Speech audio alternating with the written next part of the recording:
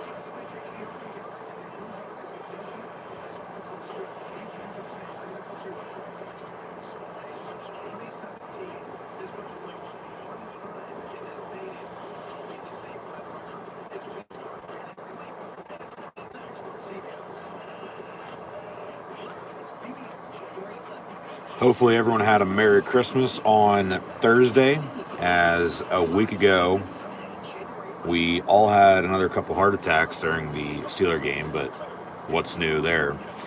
Same old, still came down to the wire, but they found a way to win, and a win's a win at the end of the day. So they're now 9-6, still top the AFC North, And with a win today, the Steelers can clinch the AFC North as they're in the rock and roll city of Cleveland, Ohio, inside the dog pound, taking on the Browns. So thanks for tuning in and listening to my NFL Steeler Brown live play, watch, long reactions, live right here on YouTube. As always, I'm your host, Encyclopedia Sports, Coin Luke 96. Be sure to like, follow, and subscribe on social media. Links in the description below. Thumbs up button.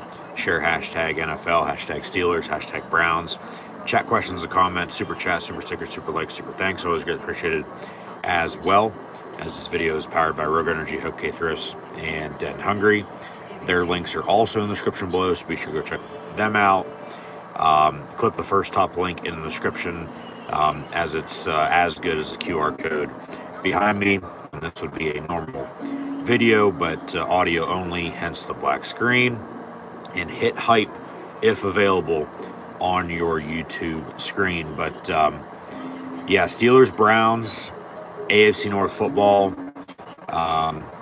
These cities absolutely hate each other. So the players on both respective teams absolutely hate each other as well. Cleveland, the Browns are the Browns. We know they, over the past 25 years since they re-entered the league, haven't been that good. They've gone through about 50 quarterbacks or so. This year, obviously Deshaun Watson's still under contract, but he hasn't played. They brought back Joe Flacco before they shipped him to Cincinnati. Had former Steeler quarterback Kenny Pickett before they shipped him to Sin City. And then drafted both Dylan Gabriel and Shedeur Sanders this past spring in the draft. Gabriel played against the Steelers back mid-October on the same day somebody got fired. But the blue and white have moved on. We'll get into that a little bit later on as well. But the Steeler defense had, I believe it was almost 5 interceptions off of the Oregon rookie quarterback in Dylan Gabriel when he started for the Browns against the black and gold then, but he's inactive today. Shedeur Sanders, the rookie out of Colorado, primetime Deion Sanders kid, facing off against the Steelers for the first time here today as they give us an aerial shot of the lake and the current Brown Stadium before they move, and probably still be the same old Browns when they do that anyways. But I'll digress. Yeah, I mean, pretty simple for Pittsburgh today. You win the game, you win the AFC North, you're in the playoffs. And then the whole entire AFC field would be set at that rate. You'd have your 7 teams, but then obviously still week 18 next week. And then depending on what happens from now until then, with all these games still be played this week 17, as 3 games on Thursday for Christmas. They had a doubleheader yesterday on Saturday. All these games today, Monday Night Football. And then we know the opponents, obviously, for each respective game for weeks 18. They're all divisional, but don't know kick times yet. The NFL hasn't announced that. So the Steelers very well could be playing next Saturday again, as they did week 18 a year ago, during that 5-game losing streak to end the season. And then, one for maybe Sunday Night Football next week, depending on what happens here today. But yeah, pretty simple. Win and you're in the playoffs. You win the division. Probably going to be the 4 seed hosting the 5 seed in the wild card round in a couple weeks. Very well still could be the 3 seed as well, depending on what happens. But that's really the only way the Steelers are making the playoffs. And I've been saying it, and it's, still come to this point. The only way they're going to be in the big dance in a 1-game season, survive in advance come playoff time, is if they win the AFC North. But rain and wind potentially to be a factor here today, as the Steelers haven't won in Cleveland in over 4 years. It was Halloween 2021, and I might add the black and gold are 1-5-1. That tie in 2018, but 1-5-1 in Cleveland since 2018. So, obviously, Steelers games are always going to be close, down to the wire finish, needing the defense to make a stop.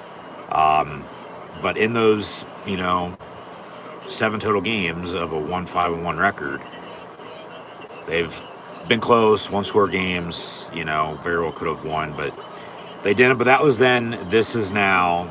They're on a 3-game winning streak after a blowout loss after Thanksgiving at home to the Bills. Everybody's calling for Mike Tomlin to be fired. They're booing Renegade. They were 6-6. They've won 3 in a row at Baltimore, and then beat the Dolphins on Monday Night Football a couple weeks ago. People said they got lucky last Sunday before Christmas at the Lions, but a win's a win at the end of the day. They've won 3 in a row. They're 9-6. A win today. They win the AFC North, and they'll be in the playoffs. So the Steelers kick off. CBS says the opening kickoff is under review, so they're already having issues with the scoreboard. But the Browns return it, and here comes Shedeur Sanders setting up shot with a 1st and 10 in his first ever drive against the Pittsburgh Steelers. But the Steelers just got to keep pushing, as Mike Tomlin said, as they are getting hot, at the perfect time, hopefully gearing up for a potential run come playoff time. But today, balance, consistency, momentum, rhythm, obviously run the ball on offense with the weather the way it is, stop the run here on defense, which Cleveland does running up the middle for about 5 yards to begin the game. So CBS having issues with the scoreboard. They'll get that squared away, I'd hope, so we can see what down and distance it is, timing from the game to play clock, and then also the score. This is just old school. That's why you gotta watch. And all right, it was this a little bit ago. Now it's this. But thanks for tuning in and listening. Always greatly appreciated. Be sure to like, follow, and subscribe on social media. Once again, links in the description below. All right, now they got it working. So it was a 6-yard gain on the first play. And 2nd and 4, Sanders then finds an open man near side for a Brown 1st down.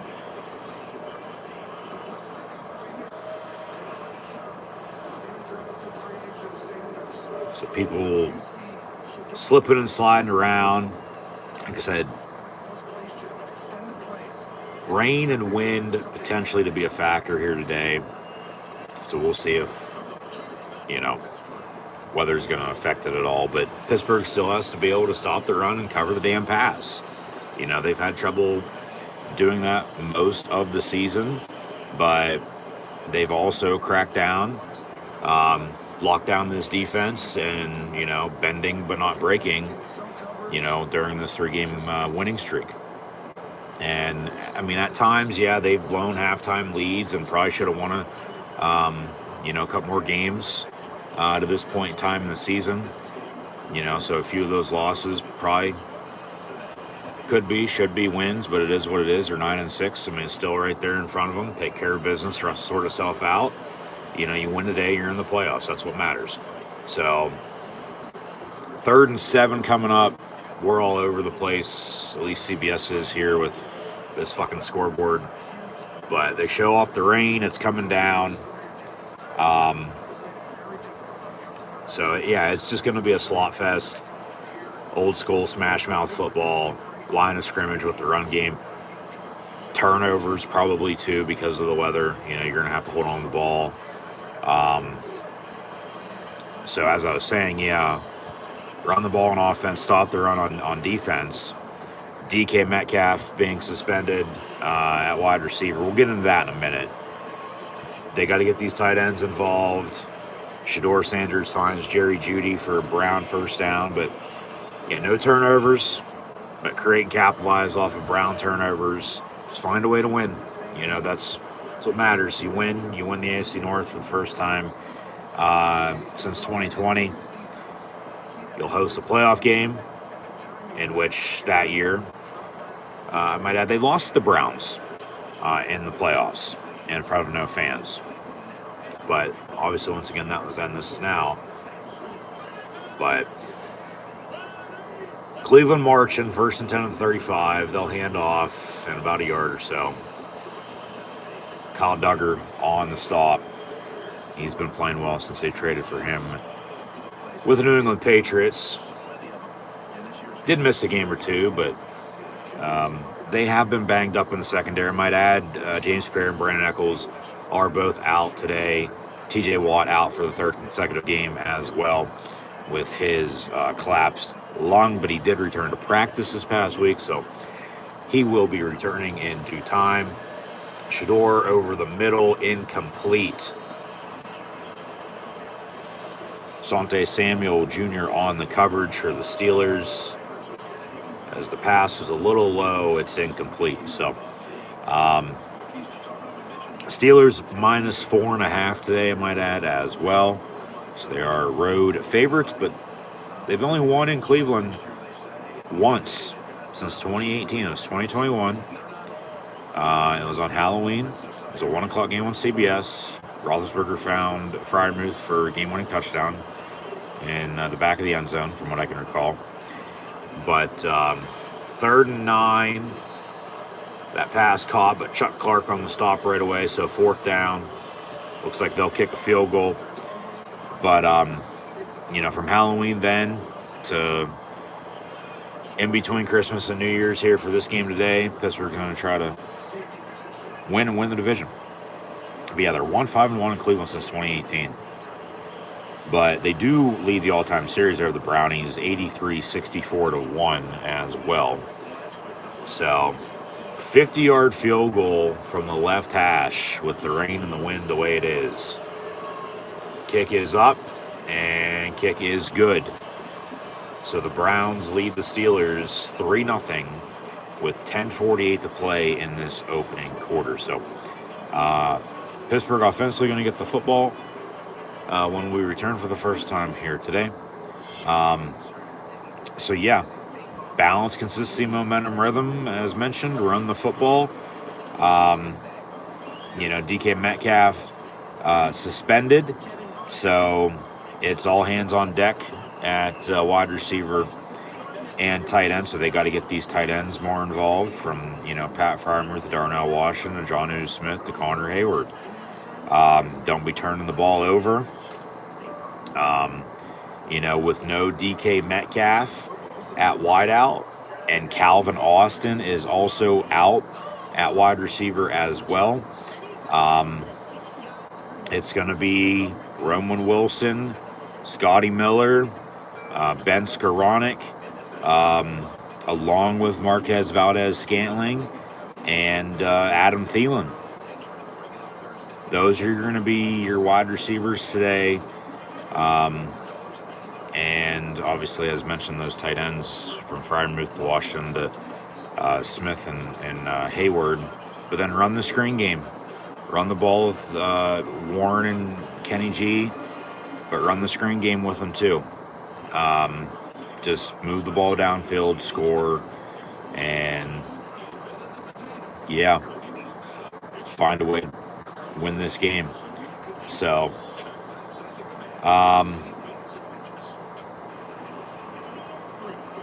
yeah, these cities absolutely hate each other, as we know. I mean, the Steelers-Browns rivalry was, one of the biggest in the league. I mean, they're less than 3 hours apart. Steelers bust up, they'll bust back. And obviously the Browns left for Baltimore, and then they came back in the league. So then it ties in with the Steelers hating the Ravens because they used to be the Browns. And then the Steelers still hate the Browns once they come back in the league. But, cities absolutely hate each other. with the fan bases, so everybody on respective teams will be the same way. But I can guarantee you today that no fans will be getting punched by a NFL player, especially on the Pittsburgh Steelers sideline after the DK Metcalf situation a week ago. So he's out, inactive, because he got suspended for 2 games. So $500,000. He won't be getting paid because he's not playing today against the Browns, or next week against the Ravens. He won't be returning until the playoffs, if they make it. If they don't, then it's, week 1 next year, which that's worst case scenario, because then, they, after a 3-game winning streak, still don't make the playoffs, and then you don't get to see DK next month of next year, technically, on Thursday, and then in a couple weeks, but next season, next fall. But 1st and 10 Steelers, they'll run Jaylen Warren, and he fumbled it. Gets to the 32, but with the weather and it rain falling, was he down before it came out? And it got punched out, but slippy. You got to hold on to the ball, man. But he does get 6 yards, and then the offensive line recover it. So the Steelers recover their own fumble. 6 yards on the opening play. It's 2nd and 4. Rodgers in the gun, right to left across your television screen right now.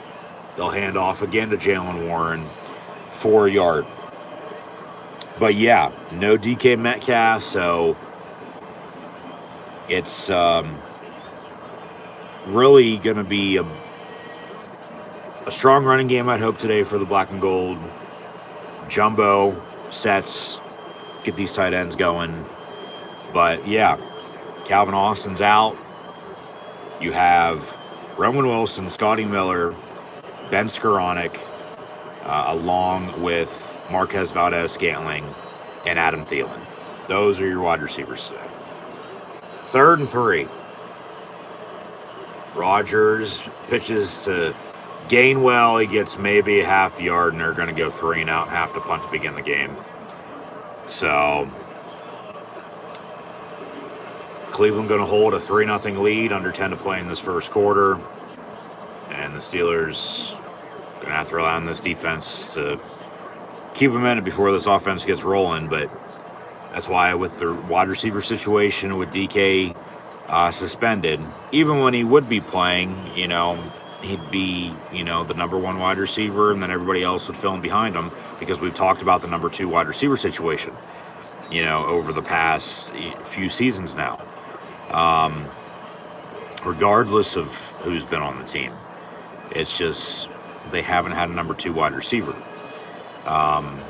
And that's why they've run the screen game as much as they have. But then, the tight ends, it's took some time to get to this point. But no, the DK Metcalf situation, from what I know, what I've heard, probably the same as all Jens. I guess it's the same fan from before, from when DK was in Seattle and they played in the Motor City against the Lions. And that fan was reported to the NFL, and they didn't do anything about it. And they're still not going to do anything about it, by the sounds of it. So, I mean, yeah, the NFL needs to ban that fan, but they won't be punishing him at all. And I get it. They're protecting the shield. They want the fans to have the best experience they possibly could have, attending an NFL game. The players are there, playing. But this fan reportedly called DK Metcalf the N-word, and then also called DK's mother a cunt. So, I mean, yeah, no doubt about it. The fan deserved to be punched. But now DK will be suspended for 2 games. But then still, at the end of the day, he has to understand of who he is and who the fan is. And that's where the NFL comes in. You know, that's why they're protecting the shield. And then, like, because remember, he didn't get thrown out last week, but then the NFL stepped in early Monday, Tuesday last week before Christmas, and then, you know, he was suspended. Because remember, he's the player and the fan's the fan. So, long story short, you just don't punch a fan in the stands during the game. You just don't. You gotta keep your cool, regardless of whatever the hell they're saying. Just, you know, mind your own business. But the fan does seem to be in it for the attention. I mean, he had a press conference the other day, for God's sakes, after the fact. Okay? Surprised he didn't show up in a neck brace and a black and blue face, but did show up in a suit and tie, but he was wearing a backwards hat.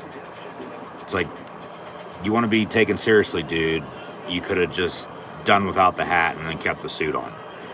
You know, let alone, I guess, acted as if, you know, you got punched. Because remember, the punch didn't connect.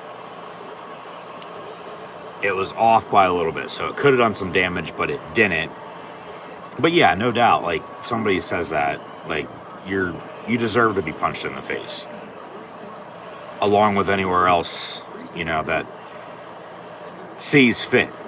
You know, that's what Tomlin was like, you know, I'm standing up for him.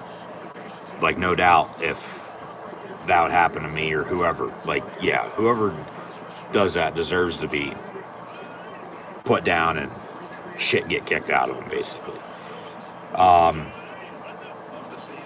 DK obviously not helping out the Steeler defense right now because they just gave up a first down when we came back from break. So they got to stop this run, but they got to get after Shedeur Sanders. You just can't let him stand back there and, you know, pick your ass apart. But we've seen the Steeler defense this season. They've had trouble at times stopping the run and covering the pass. And then it's just a long afternoon, long night, especially if the offense ain't doing much, which obviously they went 3 and out there to begin the game. So time possession is going to come into play here because the defense is out there, you know, most of these 8 minutes to begin this game. So, but Cam Hayward back in OHIO, played at Ohio State with a tackle for loss. He's holding it down in the middle without TJ off the edge. Alex Highsmith's played well. Nick Herbig has returned, I might add, as he also missed last week's game. Jack Sawyer's back in Ohio, as he's a former Buckeye too. But they're banged up in the secondary. You know, you're going to see Jalen Ramsey probably all over the place today. You know, Joey Porter at corner as well, maybe moving around. Duggar. I mean, they have depth. Sante Samuel's been playing a little bit more. But, yeah, just...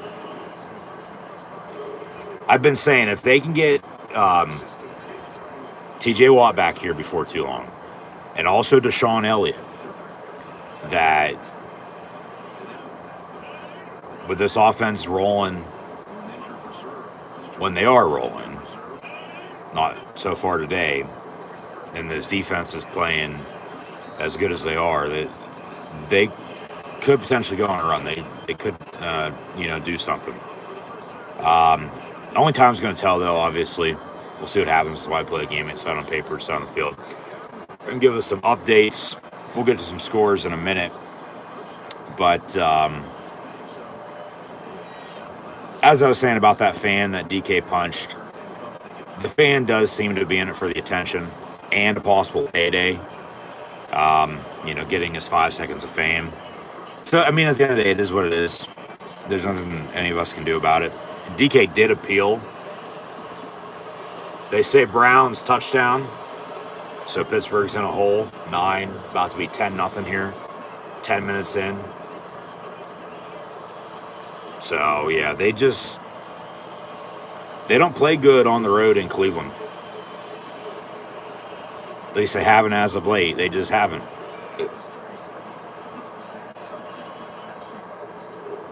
Yeah, that's a touchdown. He was never touched. Shador Sanders finds fellow rookie Harold Fannin from Bowling Green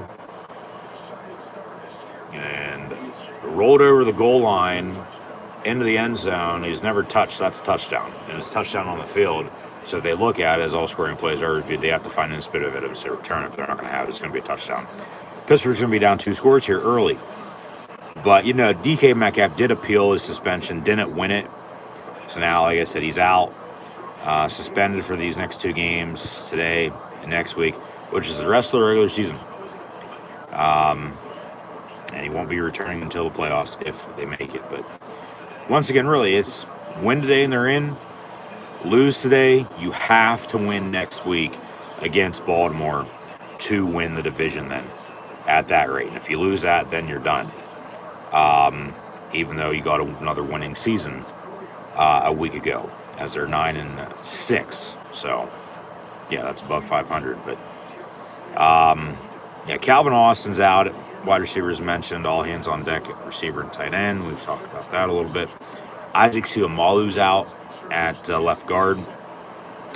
James Pierre and Brandon Echols out in the secondary. And then TJ Watt still out for the 3rd consecutive game with his collapsed lung. They played well without him, though. They've won 3 in a row.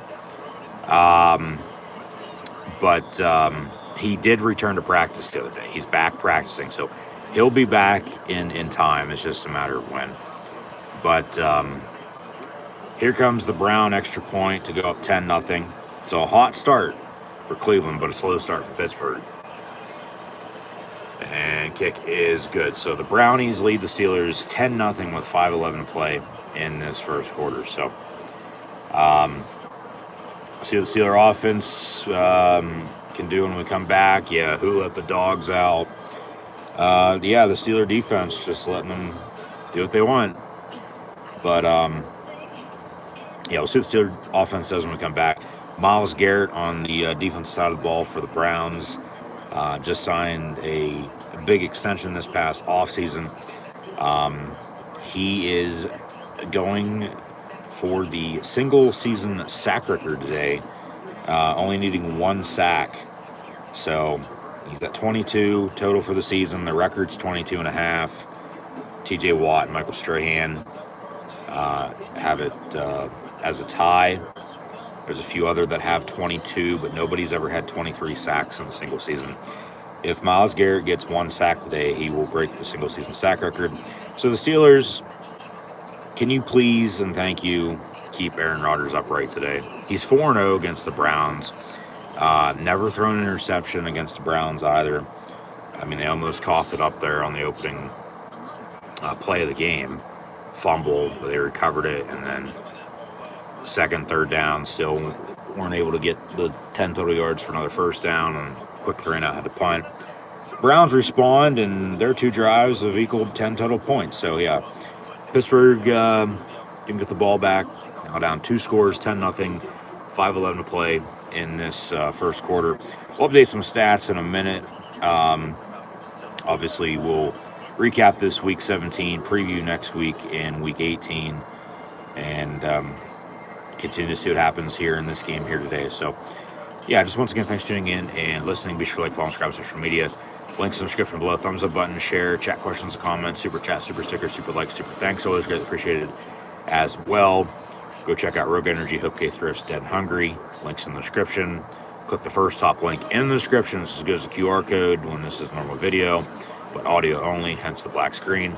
And also hit hype if available on your YouTube screen. And it'll be Steeler ball, 1st and 10, down 10-0, coming out of this commercial break. So it's a crazy train ride for the Pittsburgh Steelers in the rock and roll city of Cleveland, Ohio, in the dog pound, taking on the Brownies. So, I mean, Cleveland doesn't have anything to fucking lose. You know, I mean, you got to give it to them. Defense just... Here we go again. This is just your typical Steeler game. Slow start. They'll find, hopefully, some momentum and rhythm before halftime. They did kick off. Cleveland got the ball, so the Steelers are going to get the ball back to begin the second half. Hopefully, with that momentum and rhythm, if they, can get it and keep it, whether they're up or not, and blowing a halftime lead, that's another story. But maybe a 2-for-1, double dip at it, just put the pressure on them, not yourself, get this game into the fourth quarter. Still probably going to have to rely on this defense, to make a stop and win the damn game for them. But like I said, pretty simple, right? Well, not necessarily, but when you're in the playoffs, when you win the AFC North. 1st and 10 Steelers. Come on, boys, let's go.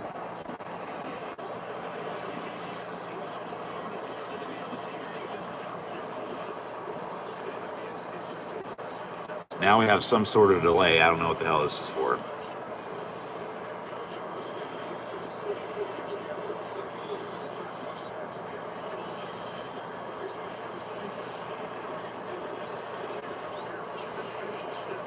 All right, from the 20, it's 1st and 10. Rodgers up under center. We'll fake the run to Kenny G. Dump off near side. Jonnu Smith for 4 yards. Be 2nd and 6 again for Pittsburgh. So just keep inching, keep pushing. Just drive and score. I'll take a field goal. It'll cut it down to, a touchdown, but you got to make stops before too long. You just can't keep back and forth patty cake and playing catch up.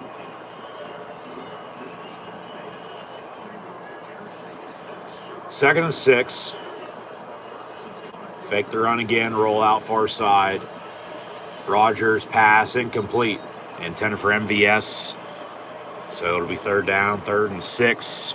4:26 to play in this first quarter. Steelers, once again, right to left right in this first quarter. Crush your television screen running on dial. And hit him in the shoulder pads, dropped it. Good coverage, Joe, as well. It's incomplete, 3rd and 6. Convert, get a 1st down, and work out of that.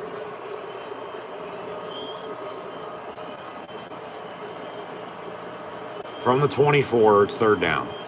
Empty set, 5 wide. Frazier at center. Gives Rodgers the ball on the snap. Rodgers going deep far side. Has a man. Scotty Miller. Crack a cold one. It's Miller time. There's a fucking flag on the play, though. God damn it.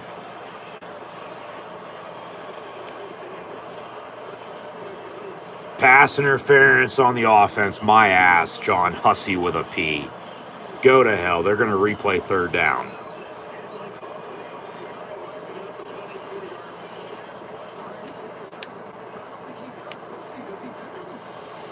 That's a bullshit call. I saw worse pass interference yesterday than that, but that's still a bad call.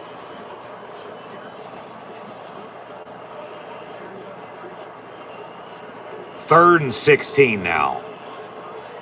When they just, were going to have a 1st and 10 out around midfield. Back of the fucking 14-yard line. Another empty set, 5 wide. Rodgers, dump off. Darnell Washington gets to the 25-yard line, but it's going to be 4th and 5, and they're going to have to punt. You got to play field position. You can't be going for this now. So, shooting themselves in the foot of the penalty. But now is there a penalty on the defense? There's another flag on the play, and Rodgers thinks it is. So, hold on just a second.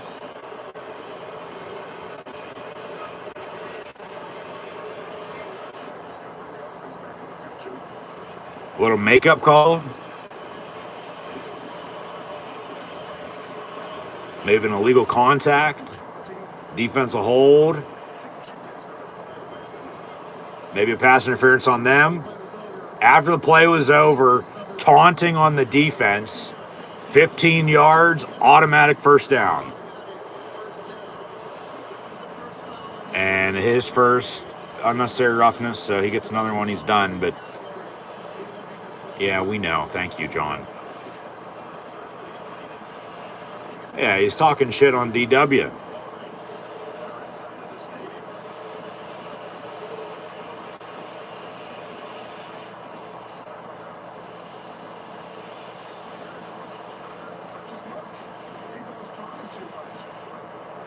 First and 10, Pittsburgh. Run the goddamn ball. From the 40, first and 10. You got to capitalize off their mistake now. Darnell Washington in motion.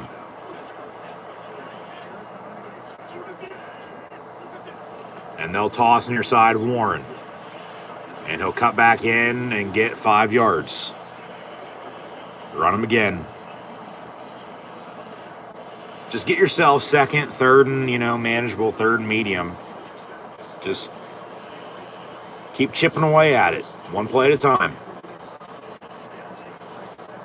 Just cut this lead. You got to give yourself a chance. Second and 5. 3 minutes to play.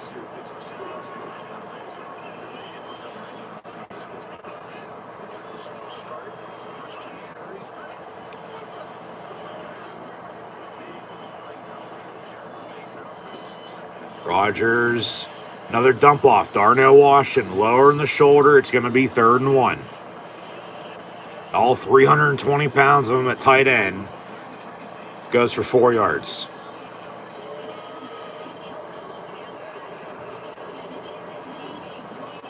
Watch them run this Steel City shove. With Rodgers just standing back and then Connor Hayward up under center. No? All right. That's a little bit of a shock. They've been running that a lot lately. On, second, third and short, fourth and short. Yeah, okay, he does motion in. And they'll run an audible to it. Hayward going to keep it for himself down the far sideline. 40, 35, 30. Pushed out around the 25. First and 10, Pittsburgh. You get points now in this drive for sure. Unless you, shoot yourselves in the foot again. Another fucking penalty, back your ass up. You're definitely getting a field goal, but you have momentum. You got to keep this going and hopefully get a touchdown. Oh, good block by Warren. See where they spot this at. Boom.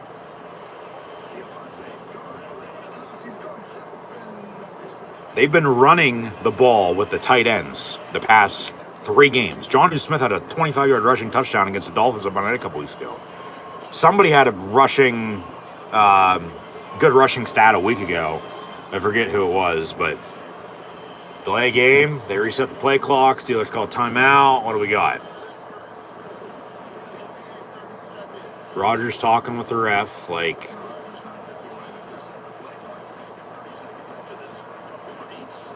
all right. So timeout, Steelers. I'll take a quick split screen 30-second commercial. And Bradley Cooper with his oh yeah, we're waving the little yellow napkins already. It's called a terrible towel. You mess with the towel, there's karma. But football ploy to sell food? He doesn't think so. It's a new commercial every fucking week. But first and 10 Steelers, minute 15 to play in the first, down 10. He never stepped out. No. But then they didn't reset the play clock. They didn't want to take the delay game, so they called a timeout. Ball 22-yard line. Now Thielen in motion. Handoff, Kenny G, cut back for 2, maybe 3.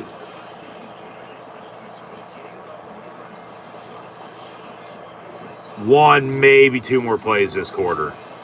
See what happens. And then they'll switch ends. But 2nd and 7 coming up. Just don't turn the ball over. No penalties either.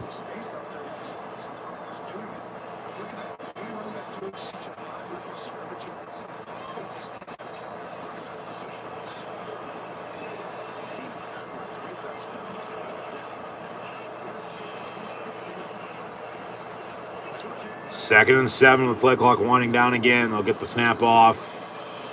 Rodgers finds Kenny G on a screen, but it's going to go down as a loss of about 5. 3rd down. And yeah, they don't have to snap this, so they don't want to. On 3rd and long now coming up. Game clock's under the play clock, so. Looks like that'll do it for the first quarter. Browns up 10-0 on the visiting Pittsburgh Steelers. 3, 2, 1. 15 minutes in, it's 10-0. Steelers going to have a 3rd and 13 when we come back to start the second. So, obviously, slow start, quick 3 and out on offense after they already gave up a field goal drive, and then the Browns responded with another score, and it was a touchdown. So that's why it's 10-0, not 3 or 6-0 for that matter. Could be 14-0 though too. So I'll take it at 10-0. But offense got to do something here. Score some sort of points, cut this lead. Defense got to get a stop next time they're out there. Shedeur Sanders, 5 of 7, 101 yards and a touchdown. Sanders has 16 yards rushing as well. His long-lost brother from another mother, that's Raheem Sanders, 5 carries, 16 yards. Travion Williams, 1 of 9. Dylan Sampson has a carry for a yard. Cedric Tillman, 1 catch, 42 yards. Bates, a catch for 19. Jerry Jeudy, a catch for 10. But, yeah, Harold Fannin Jr., the tight end from BG, 2 catches, 30 yards, and a score. Field goal was good from 50, so the Browns lead the Steelers 10-0 at the end of the first quarter. Aaron Rodgers, 4 or 5, 12 yards passing. Did have a deep ball to, who was that again? Well, it doesn't matter. There's a penalty and it got called back. And then they dumped off to Darnell Washington. It was going to be 4th and 5. Penalty on the defense. That's how they maintain this drive. Get a big run play down the far sideline, and then, they're deep into Brown territory now, and have a 3rd and long, though, to begin the second quarter. Down 10, as mentioned. So Rodgers, 4 or 5, 12 yards. Connor Hayward, 1 carry, 29 yards rushing on a sneak, but they ran it off to the side. Jalen Warren had a good block on that play. He has 3 carries, 10 yards rushing. Kenny G, 2 of 4. Gainwell, -7 yards receiving, because that just set him up 3rd and long here. Johnny Smith, a catch for 4. Darnell Washington, 2 of 15. But you're in field goal range. Keep yourself in field goal range. If you don't score a touchdown here, it's going to be 4th and whatever, then kick it. But be 3rd and 14 from the 25. Empty set, 5 wide for the Steelers. Rodgers dump off on a screen. It's incomplete. So 4th down, and here comes the Wizard of Oz no more. He's a Steeler killer since week 1. Boswell on for a 25, 35. About a 43, 44-yard kick, give or take, depending on the official spot. But remember, Browns kicked a field goal from 50. It was good in the same direction. And then they scored, but then this from the left hash as well. Trouble with the snap. It's going to sneak in, though. Good. So 10-3, 14:54 to play in the half. It was like the same spot, other than the 6-yard difference, because Brown's field goal was from 50. That's from 44. Left hash in the same direction. A little trouble with the snap, more so the hold. But he got it upright, laces out. Looked like it was going to hook left, and it cut in, and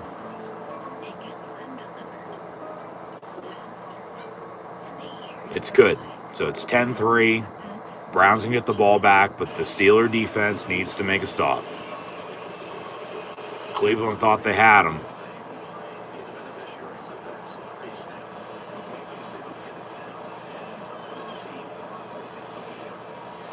Yeah, 10-3 here. Boswell, 44-yard field goal, good. Rain's really coming down. Fans obviously don't care. Rightfully so. But yeah, if the Steelers won today, They win the AFC North, and they're back in the playoffs. And we'll host a playoff game.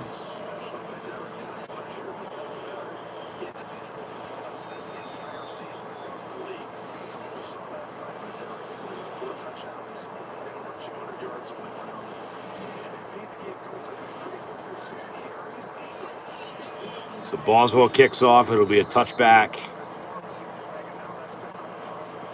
1st and 10, Cleveland.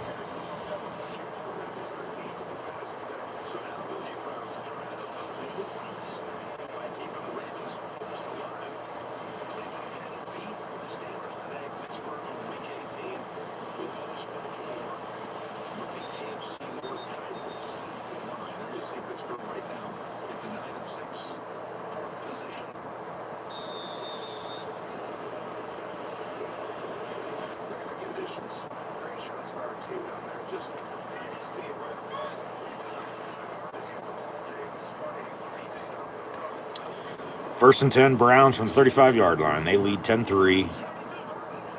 Sanders will fake the run, and then it's caught.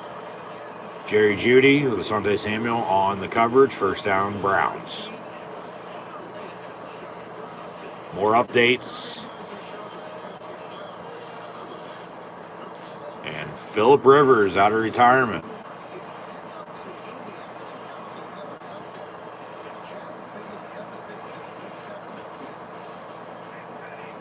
Colts aren't going to be going to the playoffs after Daniel Jones got injured, and they've lost a few in a row, even with Rivers.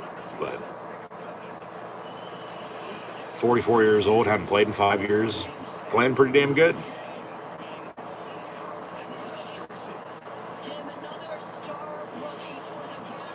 So no gain on that run, 2nd and 10. Like I said, we'll also update some scores here in a minute around the NFL this week 17. Everybody's in action. Bye weeks have been done now for a couple weeks, but had a few games on Thursday, a couple games yesterday, and then a full slate today and Monday Night Football tomorrow night. But Steelers just got to win. If they do, they'll win the division. Sanders down the middle. It's caught. And another first down. Jerry Jeudy again. Will somebody get pressure on Shedeur Sanders, let alone cover Jerry Jeudy, for God's sakes? Like, we know how the Steelers played in Cincinnati on a Thursday night after they last beat the Browns. They couldn't cover Jamar Chase whatsoever. Still were in the game. Turnovers did them in, and they ended up losing on a game-winning field goal. But Browns at the Steeler 37. And Sanders will dump it off on a screen. Patrick Queen with the tackle for loss. It'll be 2nd and 12.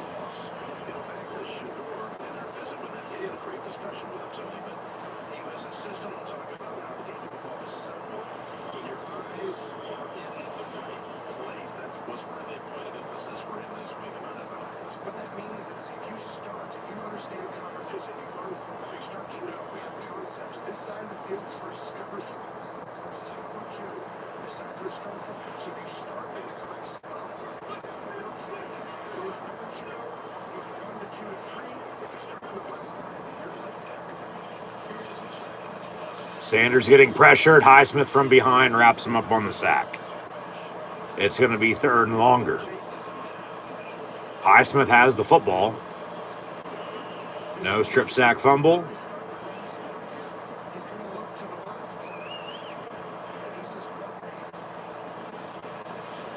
No, okay, yeah, just a sack.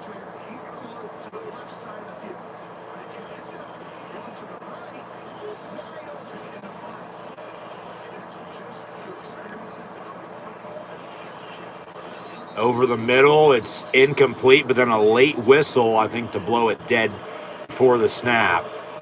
So penalty on the play. And a false start on the Browns offense. So they'll replay 3rd down. It's going to be, 3rd and 15, 3rd and 16, 17, something like that. Yeah, 3rd and 17. 11 and a half and counting to play in the half.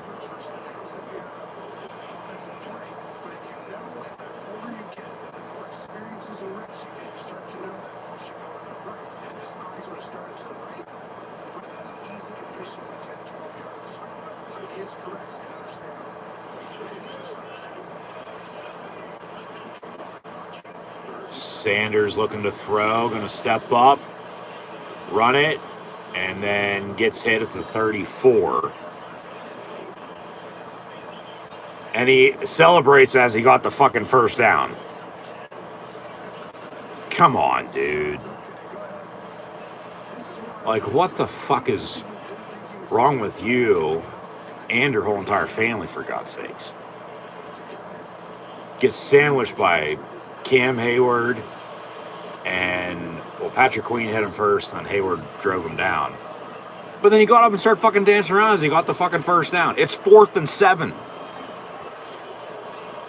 This ain't fucking backyard football. They're going to go for it on 4th and 7. Come on, defense, get a stop. Sanders on the pass. It's incomplete. Turnover on downs. Steelers getting the ball back.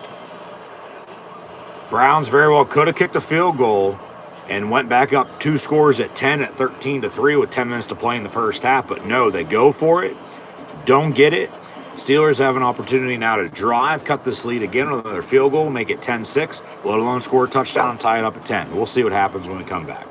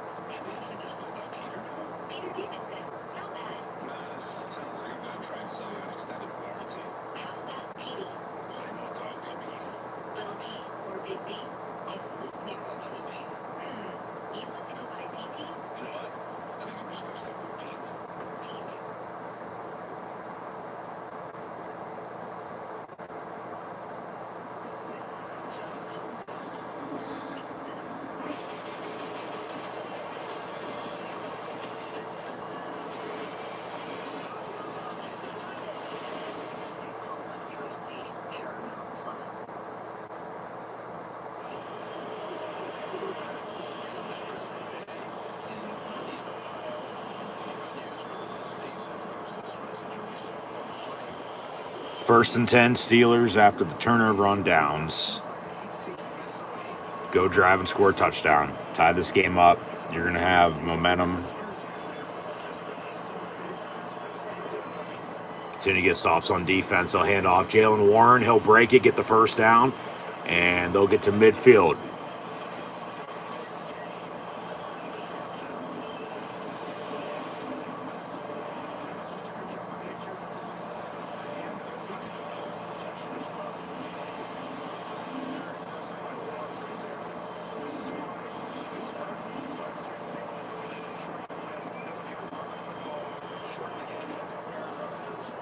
First and 10 Steelers.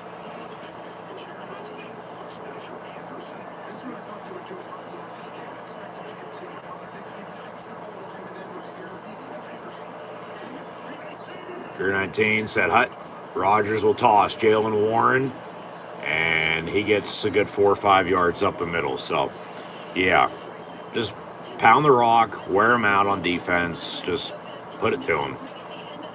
2nd and 6.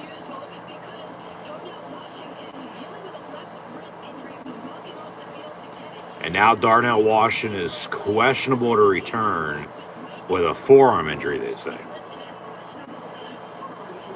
All right, we'll see about that. 2nd and 6. Out of an empty.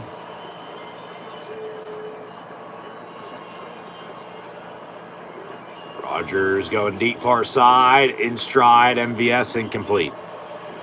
It's a little too much. It's 3rd and 6.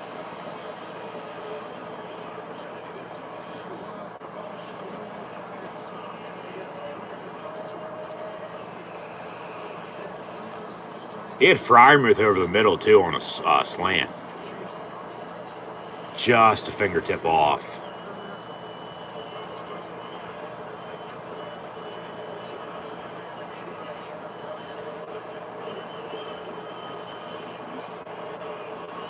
Third and 6. I mean, at least they know, I guess, the deep ball is there. You know, they were able to convert on the one. Penalty cost them, and then that one was just a hair off. They go right back far side on a comeback, and it's incomplete. Intended for Adam Thielen as he dropped it on the hit. 4th down. They're going to have to punt now. You punt, you play field position. Pin them deep.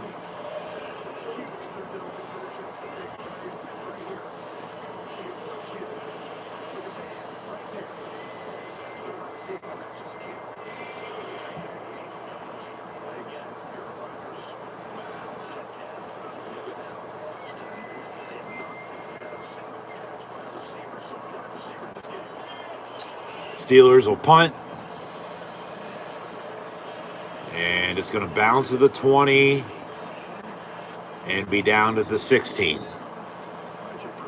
So 1st and 10 Browns from there, up 10-3 with 8:28 to play in the first half. Steeler defense needs another stop.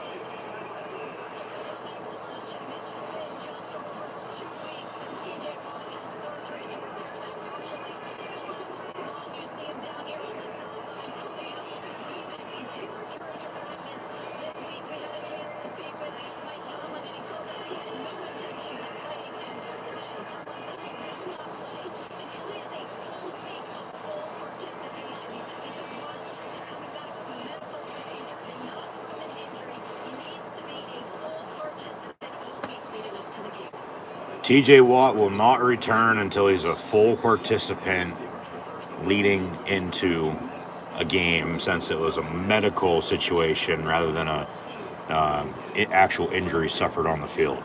Because obviously he had a collapsed lung. You need your lungs to breathe.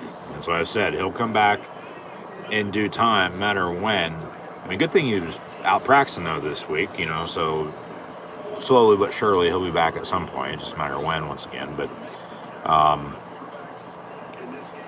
you need your brain, you need your heart, and you need your lungs. Those are your three main organs. But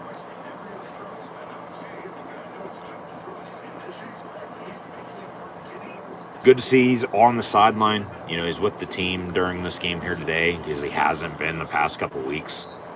But once again, a lung issue with a collapsed lung, you need your lungs to breathe. So, that's way more important than, playing football. So he's been out for 3 weeks, but they just gave an update that he won't be playing, even though he practiced a little bit this past week. He won't be playing in a game until he's had a full week of prep leading into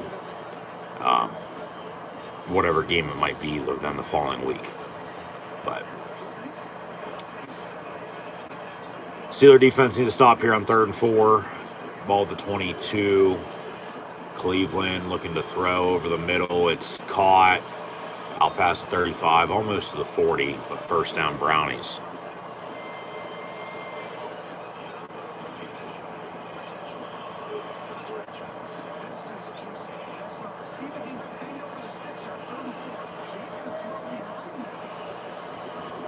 He's just standing back there doing what he wants because they can't get pressure on him.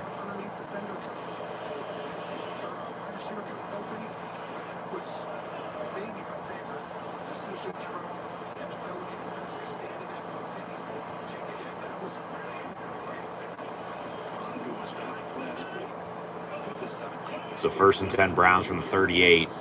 They'll fake the run, get him. They almost sack him. He steps up, gets about 4 yards on the run.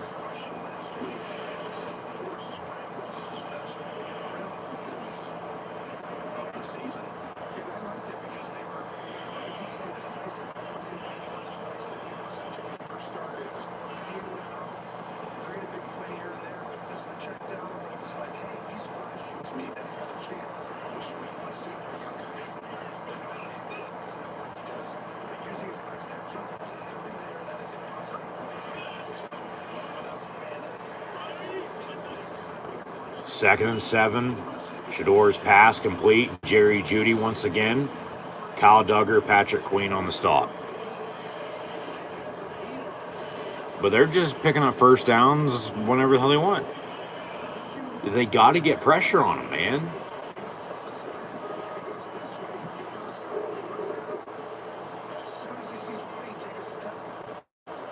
It's man the hell up and quit playing fucking zone. Because he's just going to stand back there and they're going to find the hole and he's going to hit him and it's going to be another first down. And then same old. From the 46, 1st and 10. Highsmith gets him. It's picked off. Jack Sawyer down the far sideline. Going to cut back in and be down at the 30. There's your first turnover of the game. The rookie out of Ohio State, defending national champion Buckeyes. He's getting more playing time with TJ out. Herbig missed last week. Herbig's back, though, today. But Highsmith off the edge. They finally get to him. And then it was tipped up in the air. Sawyer had dropped. And then right in his arms and down the sideline before he cut back in. And they're going to have the ball around the 30-yard line, it looks like. Setting up shot 1st and 10. With now a short field to work with because of the return on the interception. Looking to tie this game up at 10. As they pan to prime time, as he's in attendance watching the sun. Rodgers up under center, out of the eye. They'll fake the run. Rodgers going to go back far side. No, he laterals it to Connor Hayward, and he's going to lose 4 yards. So they go backwards on the first play after the turnover. They got to capitalize off their mistake, though. They got to make them pay. They got to capitalize off the turnover and score. You got to get something out of it. If it's a field goal, okay, you cut the lead, it's 10-6, but a touchdown's even better to tie it at 10. Because then you're going to have momentum going into halftime.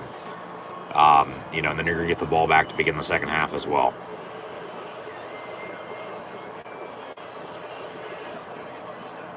So 2nd and 13.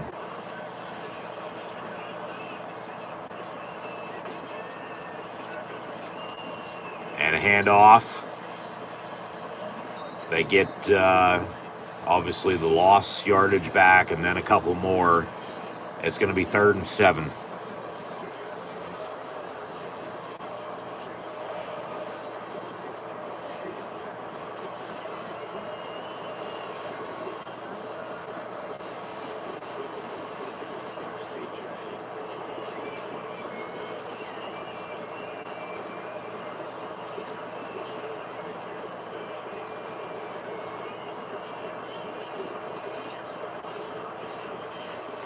Third and 7 with Jonnu Smith in motion. Rodgers going to step up. Pump fake. He's going to slide, and he is going to have enough for a first down, it looks like. Where are they going to mark it at, though? A full yard? I don't know about that. I mean, I get, they're going to put it where he starts to slide at. I don't know about a full yard, though, if he is short. But 4th and 1, they're going to line up to go for it. Maybe try to draw him off sides. Tallman's taking a timeout. Timeout, Steelers. Kick it. Take your points.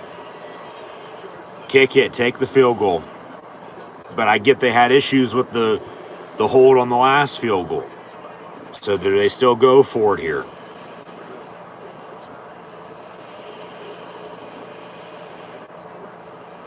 They call the timeout maybe to look at it. But if you're going to look at it, wouldn't you rather just throw the challenge flag rather than call the timeout? Because you call the timeout and then you still challenge it, or for them to look at it in the meantime, maybe to respot it, with some assisted expedited review, that you call the timeout, then you challenge, you lose that other timeout. But they're going to call the timeout and still line up to go for it here on 4th and a yard.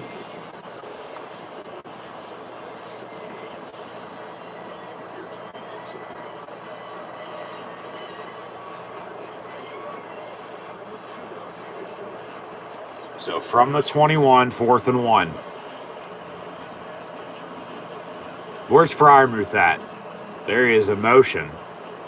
Rodgers looking far side, going deep. It's incomplete in the end zone. God damn it. They wanted to go Scotty Miller, and they can't capitalize off the turnover now. Kick the field goal. Take your goddamn points. Just a little too much. The deep ball is there. They just haven't been able to execute. They did on the one, but then there's the penalty. So now they can't get anything off the damn turnover. So it's still 10-3 here. 2.5 to play in the half. 2-minute warning coming up. Pittsburgh's going to get the ball back to begin the second half as well. But they're going to have to get another stop here on defense because the offense really ain't doing much. Because it would have been, a 21-31, about almost a 40-yard field goal. Balls were already made from 44. I get in trouble with the hold, but he still made it. Kick the fucking field goal. Take your goddamn points. That's points off of a turnover. Might be a difference when it's all said and done, but no, you go for it, you don't get it, and now you're still down 7. Still one score. I mean, the Browns had the chance to go up 10 again, 13-3, but they went for it on 4th down, didn't get it, or a little bit ago. But Pittsburgh hasn't done anything on offense since the field goal drive. The defense even got them a turnover, for God's sakes. Jack Sawyer with an interception. And no. Nothing. So, just back to the defense, relying on them way too damn much. Need another stop. It's just going to be the way it is until this offense gets rolling.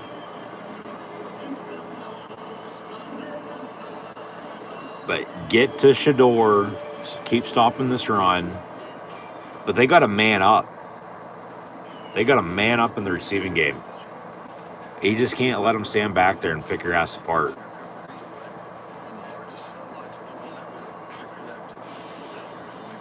We'll see what happens, but yeah.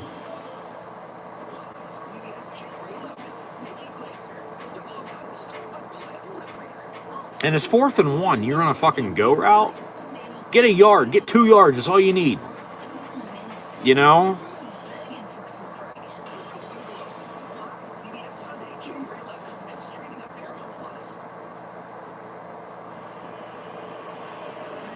I mean, Cleveland is backed up now, but still, just frustrating. That's all it is. 1st and 10 Browns.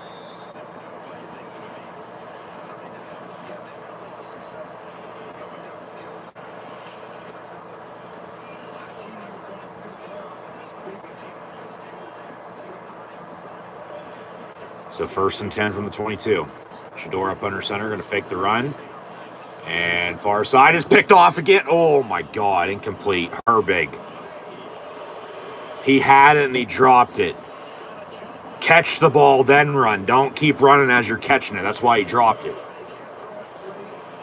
Right through his hands. Oh my. Hey, keep getting after him. You've already picked him off once. You almost picked him off a second time on back-to-back pass plays for him, technically, on 2 separate drives.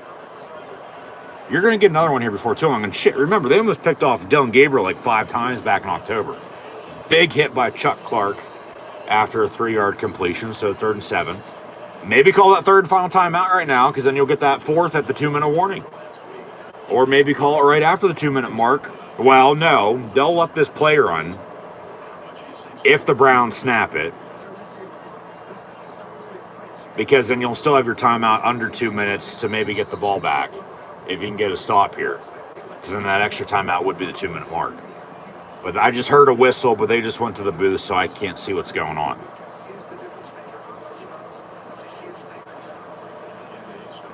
Steelers did call their 3rd and final timeout.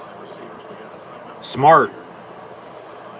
So back to initially what I was saying, yeah, call your timeout. They'll run this play here. You get a stop. That 4th timeout will be the 2-minute warning. Then you'll get the ball back with under 2 to play. No timeouts. Chance to go kick another field goal, which they didn't do on the last drive. But oh well. But still a chance to cut it, let alone tie it up at 10. Still get the ball back to begin the second half. But with no timeouts, now if you do get the ball back, get the hell out of bounds. Clock's going to stop, so 3rd and 6 here, though. Got to get off the field, because if not, then you're not going to be worried about the time. You're just going to be worried to keep them out of the end zone, let alone field goal range. So 3rd and 6. Come on, defense. It's a false start, but all right, whatever. Pass caught, cut back. Judy, no. Jalen Ramsey, along with, who is it? Joey Porter Jr., Chuck Clark again coming in on the hit. So 4th down, and we hit the 2-minute warning. So the Browns are going to punt. It's 4th and 2. They still could go for it, I guess, but they're backed up about the 30-yard line. So I would think they're going to punt. The Steelers are going to get the ball back. 2 minutes to play. Maybe a minute 50 after the punt. But with a chance to go cut this lead, tie it up at halftime, and then get the ball back to begin the second half. So this is about the time they get the momentum, carried into halftime. Hope not to blow a halftime lead. I mean, they were tied at 10 at halftime a week ago. And then controlled the 3rd quarter from what, if you remember, they went on a long drive and then they fumbled. And then 3 plays later, which were the only 3 plays the Lions had the ball for the whole entire 2nd or 3rd quarter, they get the safety. Then Pittsburgh goes on another long scoring drive, but it was only a field goal. And better for a touchdown would have made it a 19-10 2-score game, but they had to settle for 3. It was 15-10, and then they scored. It's 22-10, but then here come the Lions. 22-17, Pittsburgh scores again, 29-17. And then they score again, 29-24. That ended up being the final score. But then all hell broke loose on that last drive, and then even with the penalty, and then they, for whatever reason, didn't blow it dead. Said it was a legal lateral. The Lions scored, but because of the penalty and there's no time left, you can't review it. The game's over. The Steelers won. That's how last week's game was at 10-10 at halftime, and then moving forward in a nutshell. So it's 10-3 here, 2 minutes to play. Steelers can get the ball back. Chance to cut it a little and tie it up, get the ball back beginning the second half here again today. So that's why when you win the coin toss, you defer. You kick off to begin the game because you're going to get the ball back to begin the second half because you don't know the hell is going to happen from then until now. Then until then. But yeah, just rely on the defense. They almost got another interception. Too bad you couldn't score off the first interception, but oh well. So you got to take your points while you can get them. You don't know what you're going to need later on. Like points off turnover are differences in games and whether you won or lost. And we've talked about it this season too. When they're turning the football over, the Steelers, they're losing. But when they're getting turnovers and they're scoring points off of them, they're winning. But from the 30, watch a fake. Some orange team threw a fake punt pass yesterday. It didn't work out. Cleveland punts from the 15 on the return. Scotty Miller gets a couple. Yeah, minute 51 to play in this first half. Steelers with a 1st and 10 and no timeouts. So let's get out of bounds. Obviously, you get a first down. Clock's going to stop for a second. And then it'll wind, but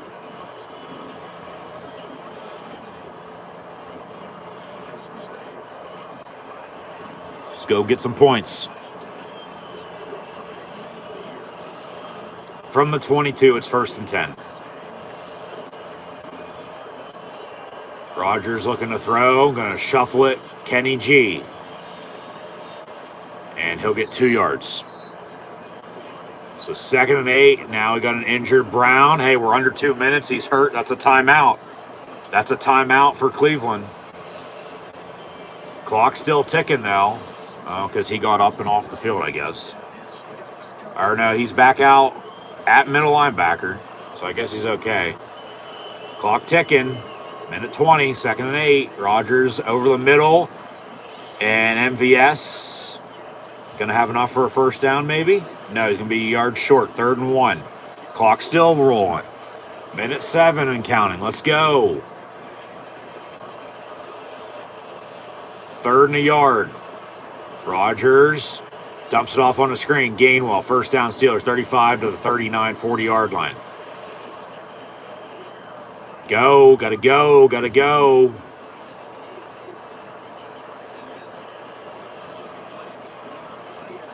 First and 10, 42 seconds. And another dump off, Gainwell. And he gets to first down marker. Yeah, you got to spike this. You got to stop this clock. 26 seconds now. With a first, make it 2nd and 10. Just think, they kicked the field goal on the last drive. Points off of a turnover. Get the stop. Kick another field goal if they make it here. They don't score a touchdown. It's 10-9, not 10-6. But they score a touchdown, it's 10 apiece. Rodgers down the middle. Freiermuth with a flag on the play, though.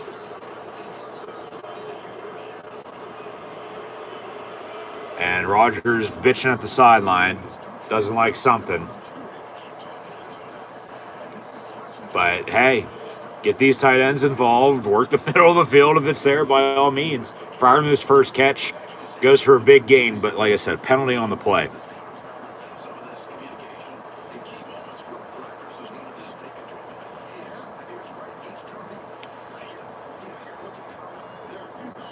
Two fouls, both on the defense.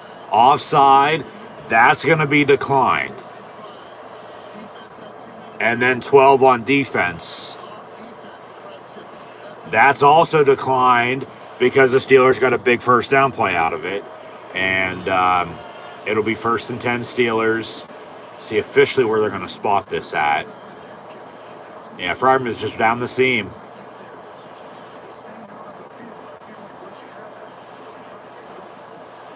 Big hit from behind, but they'll reset the clock to 22 seconds as well. You got to score. You got to get points on this drive.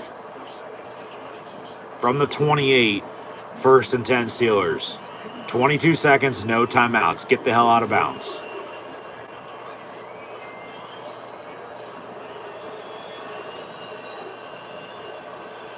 Rodgers, near side, incomplete, out of bounds. 2nd down.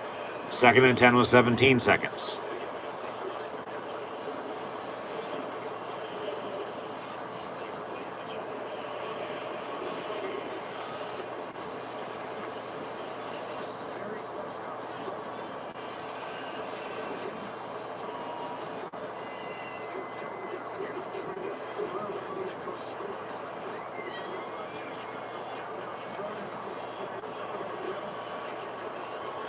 Boswell's is getting ready.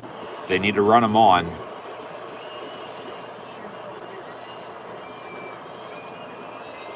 Flag on the play, and more of an offside than a false start.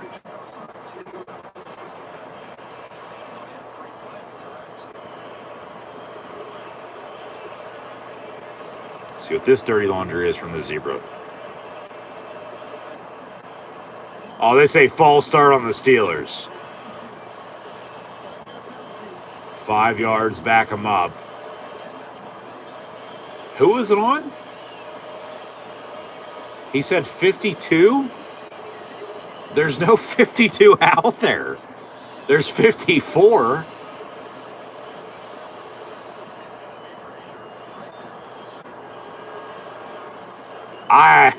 No, I don't fucking think so. 2nd and 15 from the 33 with 17 seconds. Rodgers over the middle, caught. Thielen gets to the 21, got to clock it.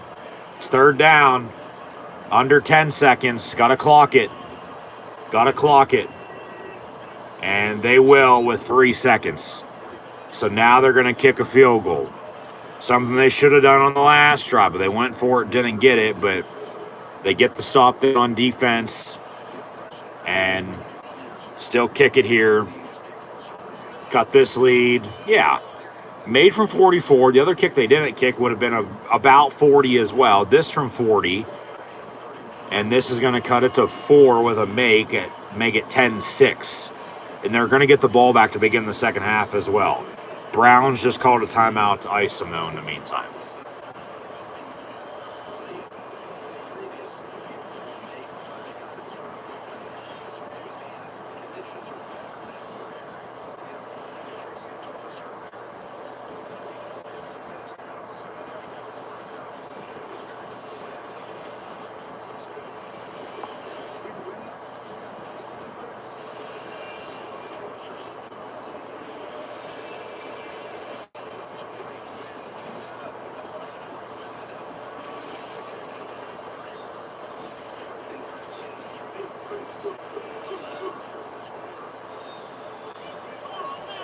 So the Steelers are on to attempt a 40-yard field goal here to end the first half.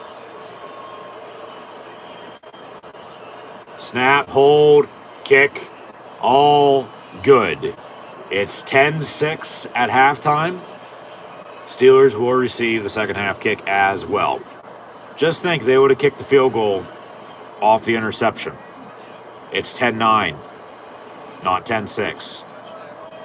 But a couple questionable penalties, a false start there, backed them up 5 yards. Still kicked the field goal anyway, but then that pass interference down the sideline, no, I don't think so either. This offense, they got to get in a groove, though, no doubt about it. Keep running the ball. Let Rodgers do his thing. Somebody's going to have to step up at wide receiver and tight end, without DK. Because even when DK was playing, they needed somebody to step up behind him, but now he's not playing. Still don't have anybody really stepping up. Mike Tomlin interview, see what he's got to say. Yeah, they got to execute.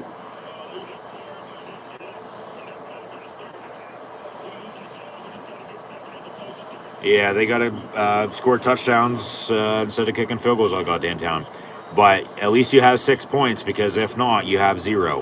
When they probably should have 9, if not maybe a little bit more. The deep ball is there. They just haven't been able to execute. The one they did, it got called back because of a penalty. All the other ones have been just a little off, a little too much on them. But you don't want to underthrow them because they're going to get picked. You know, you want to give your receiver the chance to run under it and catch it. So just at least they're getting the ball back to begin the second half. They have some momentum, not much. They need to run the football. They need somebody, as I was saying, to step up at wide receiver and tight end. I don't care who it is. You know, DK Metcalf is out. Whether it is Roman Wilson, Scotty Miller, Ben Skoranek, Marquez Valdez-Scantling, Adam Thielen, from Pat Freiermuth. Darnell Washington's questionable to return with a forearm injury, they said. Jonnu Smith, Connor Hayward. Obviously, Calvin Austin's out, with DK being suspended as well. So those are your options at wide receiver and tight end to get the football to. Run the screen game with Warren and Gainwell. I mean, they have, but it's gone for negative yardage.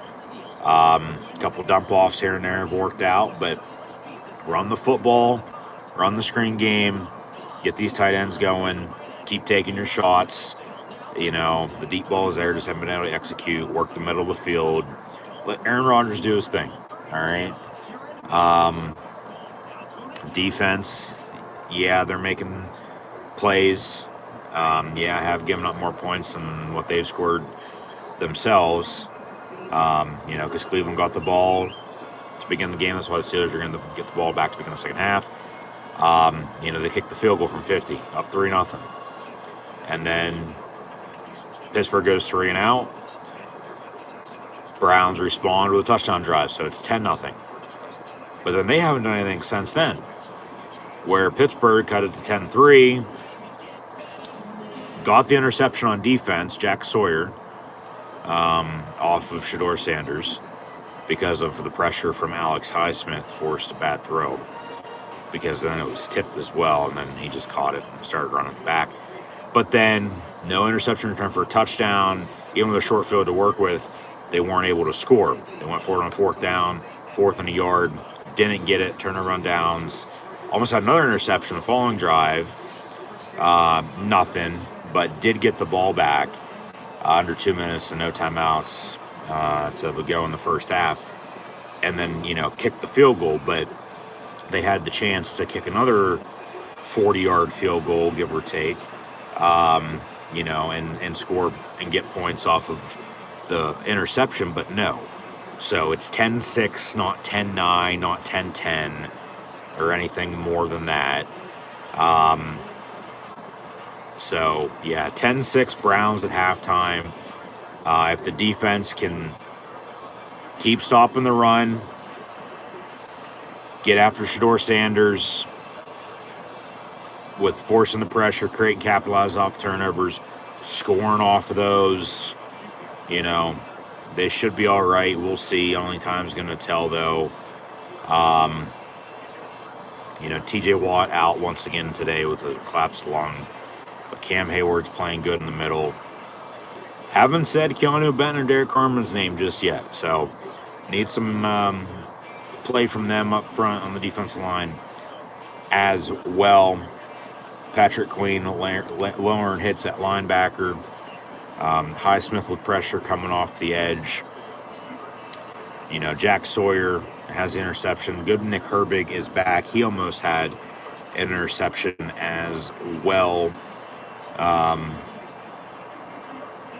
And then, I mean, in the back end, yeah, they're banged up. But, you know, Ramsey and Duggar and then Joey Porter are playing okay to this point. They got a man up, though, on defense.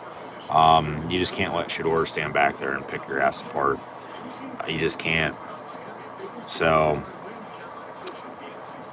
I mean, obviously, special teams, Boswell has those 2 field goals. Probably should have 3, but good from 44 and 40. That one they didn't kick because they went for it on 4th yard. Would have been about, 38, 39, 40 yards as well. So, weather, as it's been raining, looks like it's cleared up a little bit, but still windy. So just obviously one thing at a time. They got to find a way to win this game here today. And if the Steelers do win today, they'll win the AFC North and be back in the playoffs and hosting a playoff game in 2 weeks' time. But if they lose today, once again, they'll have to beat the Baltimore Ravens next week in Week 18 in order to win the division. So, yeah, we're at halftime. Browns lead the Steelers 10-6. So once again, thank you for tuning in and listening. Be sure to like, follow, subscribe to social media. Links in the description below. Thumbs up button, share. Chat questions, comments, super chat, super stickers, super likes, super thanks. Always greatly appreciated as well. Click the first top link in the description. It's as good as a QR code when this is a normal video, but audio only, hence the black screen. And hit hype if available on your YouTube screen. So, 10-6 Browns on top of the visiting Steelers, as the Steelers are a 4.5 point favorite today, over under 35.5. Steelers trying to sweep the Browns here this season, having already beat Cleveland in mid-October. But the black and gold are 1-5-1 in Cleveland since 2018. They haven't won in Cleveland since Halloween 2021. Offense got to be more consistent. I mean, they're starting to get some momentum and rhythm built up, but it's a close one-score game at halftime. It's probably going to be your typical finish. You're going to need the defense, making a stop for them in order to win. But this offense, they got to go score points as well, because, I mean, hell, the defense can't do it all, for you all the damn time. Even with the interception, didn't go for points on interception return for a touchdown or offensive, points scored off of it because they went for it, didn't get it. So,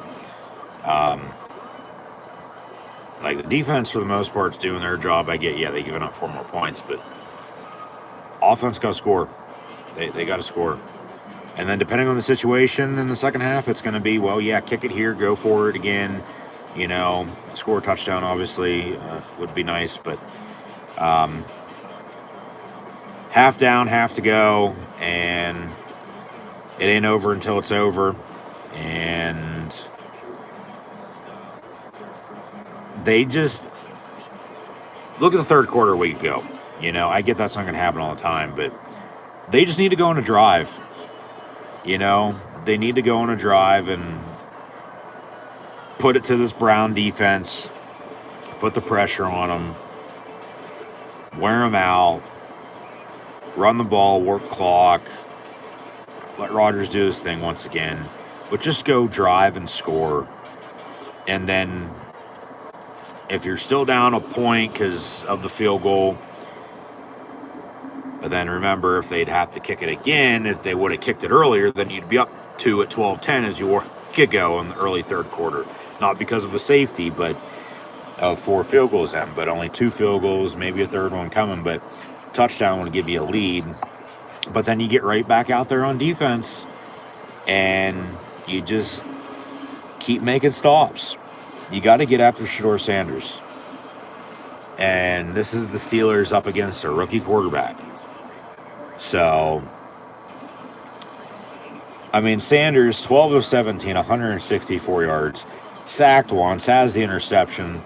Jack Sawyer picked him off, ran it back a little ways, but they didn't do anything off of it, so it doesn't matter. Does have the touchdown, that was to Harold Fannin, but the Browns rushing as a team, 12 carries, 47 yards rushing. Sanders Incorporated, 8 carries, 31 yards total between Raheem and Shador. Jerry Jeudy, 5 catches, 54 yards. Cedric Tillman has a catch for 42. Harold Fannin, 2 catches, 30 yards, and a touchdown. Nothing since.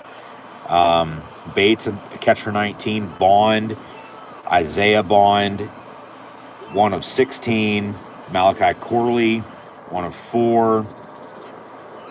They had a 50-yard field goal as well. But Aaron Rodgers, 9 of 17, 72 yards passing. Steelers as a team, 12 carries, 73 yards rushing. I mean, so, okay, there's balance, consistency then in the pass and run game for the total yards at least.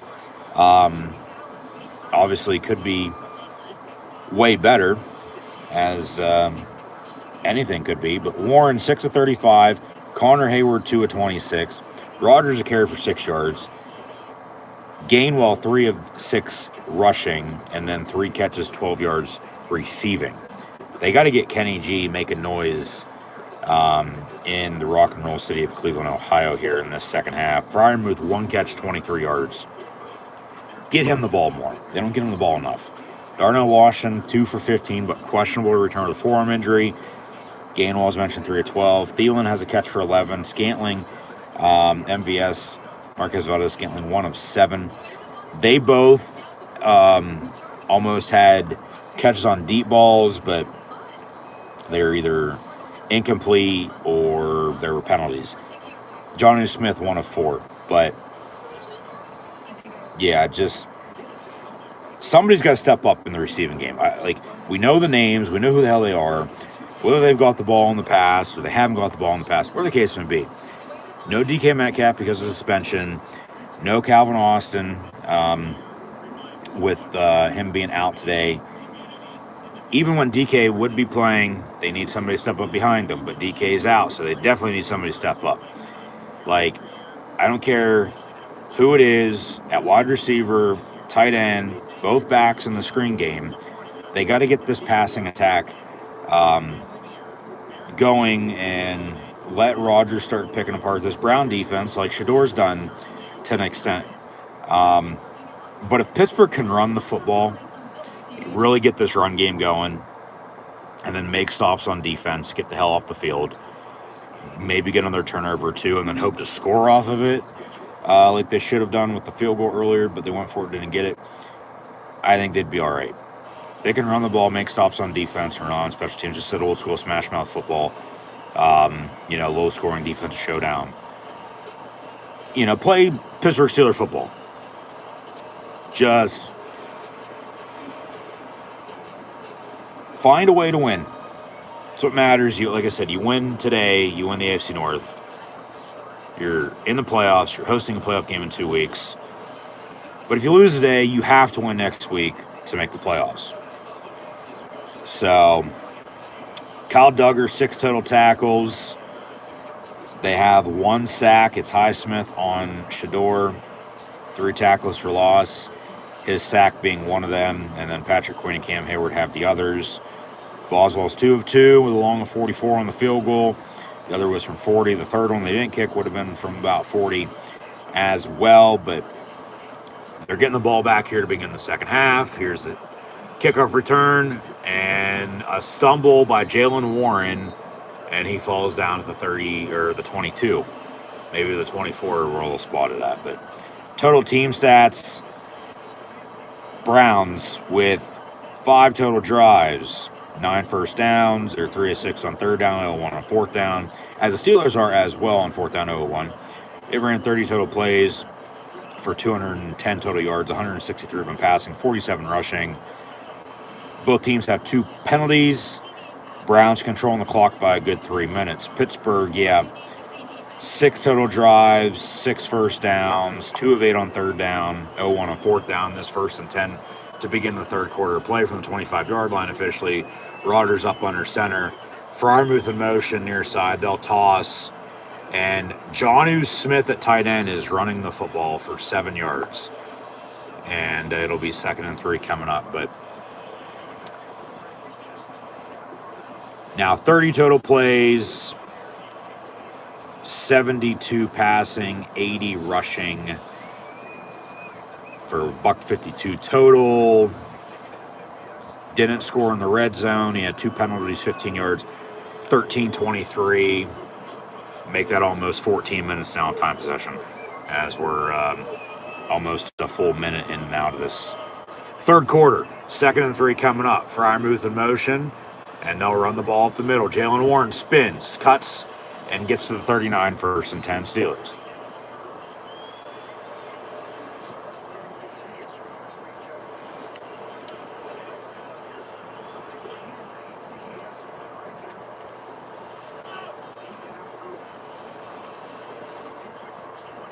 But yeah, run the football, open up this play action. Somebody step up at receiver. I don't care who the hell it is. Just catch the ball. Get open for one. Rodgers will find you.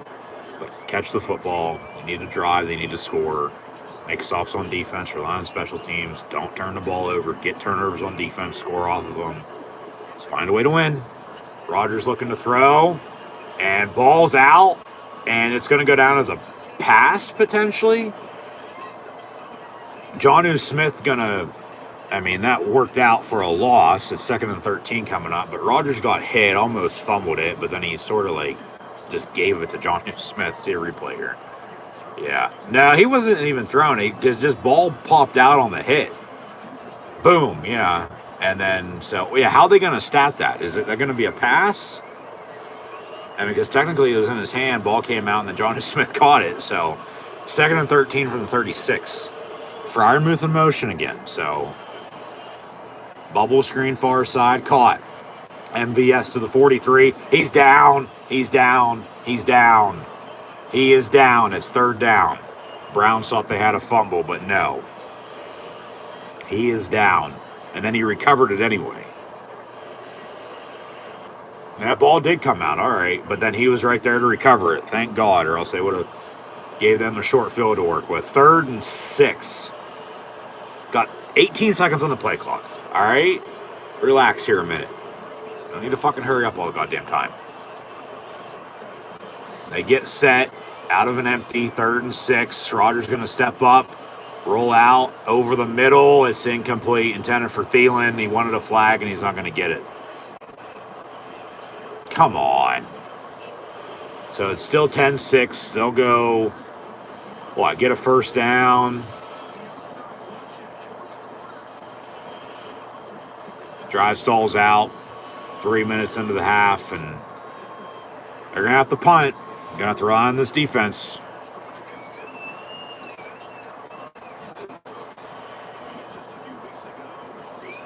So Corliss Waitman on to kick it away. Fair catch at the 13. So 1st and 10 Browns from there when we come back. 10-6. 11:55 to play in the 3rd quarter. Browns ball. All right, Week 17 in the NFL.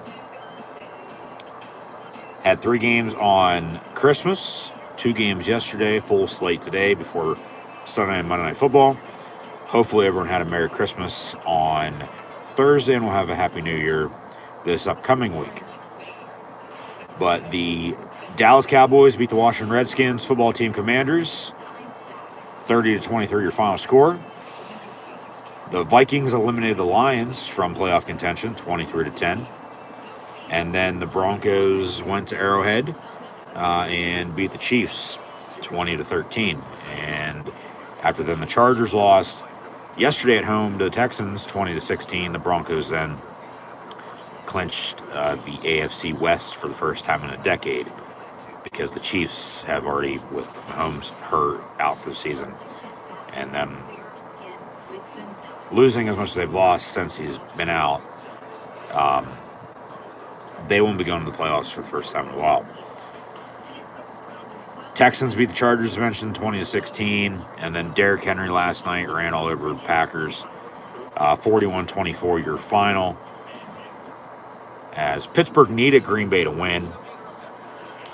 Because if the Ravens would have lost last night without even playing today, the Steelers, or this week to that point, the Steelers would have won the AFC North. But since the Ravens won last night, the Steelers can still win the AFC North with a win today. But if they lose today, they have to beat the Ravens in next week 18 in order to win the division. Currently in the NFL, the Bengals are up 23-7 on the Cardinals. 20-10, Titans leading the Saints. Colts are up 10-7 on the Jags. Dolphins 17-7 on top of Tampa Bay. Patriots are blowing out the Jets 35-3 at halftime. And then the Seahawks and Panthers are tied at 3 apiece. Giants, Raiders at 4 o'clock, along with the Eagles and Bills. And then Sunday Night Football is Bears, 49ers. And Monday Night Football is Rams, Falcons. We'll get to Week 18 in a minute. 1st and 10, Browns officially from the 14-yard line. Sanders in the gun will hand off. And Pittsburgh going to wrap them up after about a 5-yard run. They got to stop the run now.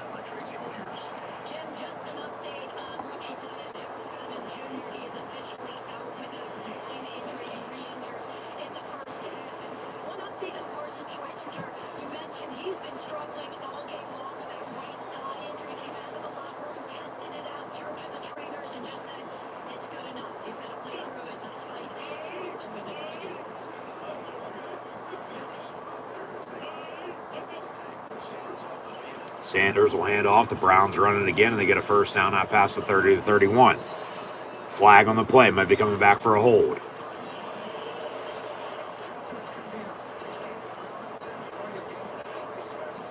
Holding, 10 yards, replay the down.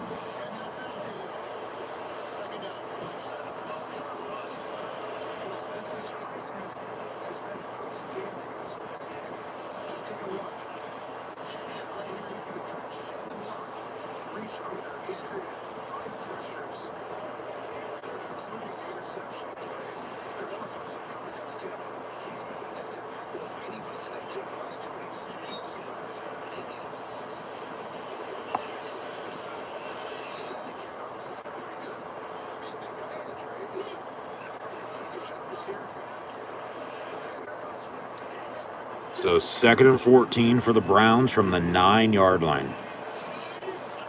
Empty set. Sanders looking to throw. And Hayward hits him as he gets rid of it. It's going to be incomplete.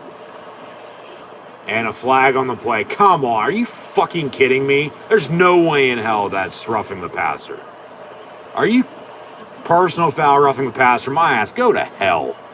There's no way in hell that's a penalty. Well, they say roughing the passer on the offense. You want to fucking call a penalty on him, point the right fucking way, dumbass. They're going to say because he drove him down into the ground. Bullshit.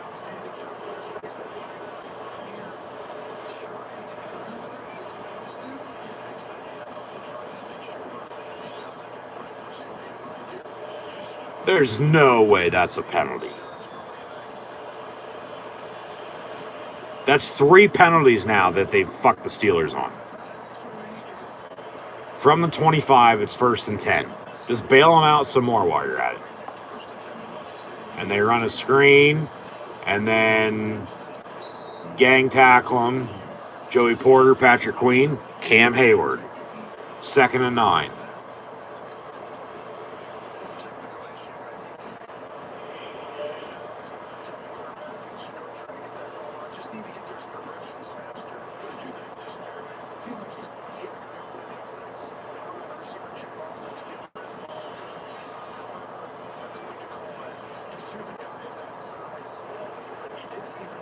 Like, you can't even fucking tackle anybody anymore without getting a penalty called on you. Cleveland will run it. And then Peyton Wilson on the stop. It'll be 3rd down, under 10 to play in the 3rd.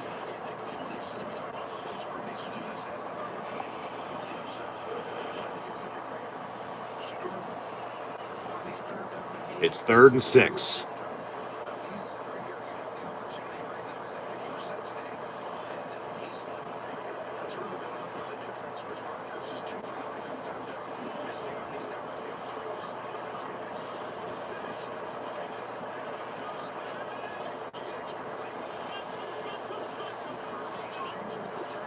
Play clock winding down. 3, 2, 1. They'll get it off. And pass is caught, and then right there at the marker, it's going to be enough for a first down, it looks like. God damn it.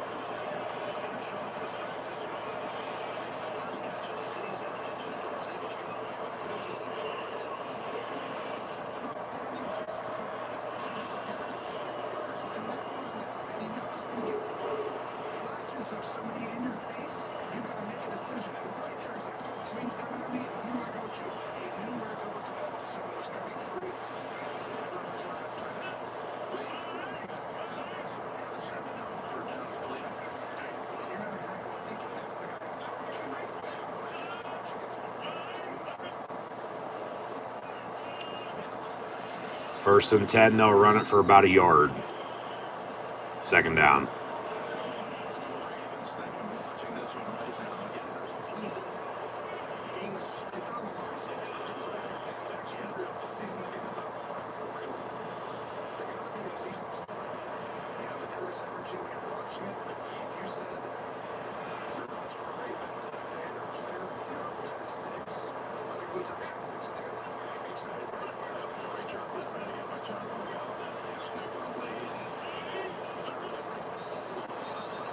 Late whistle and a false start.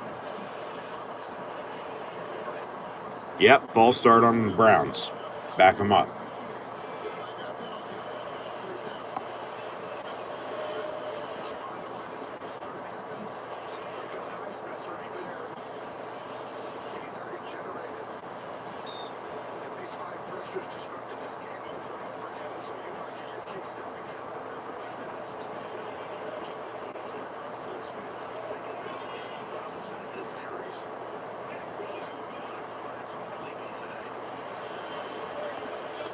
Second and 14 from the 31.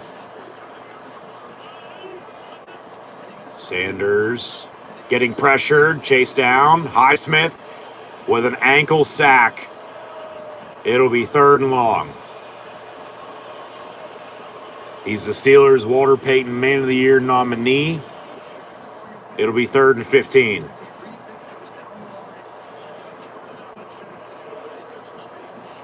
He's playing well with no TJ Watt off the edge.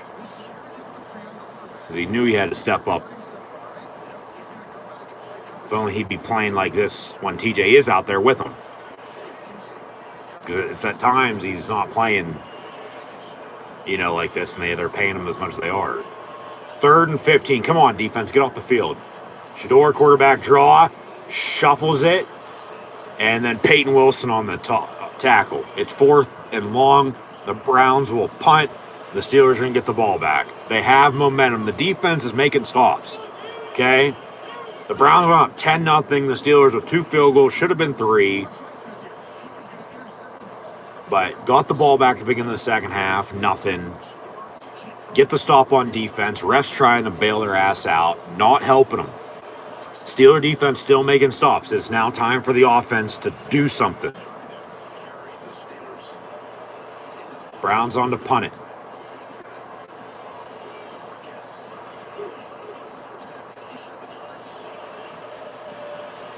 And that will roll out of bounds around the 20-25 yard line, looks like.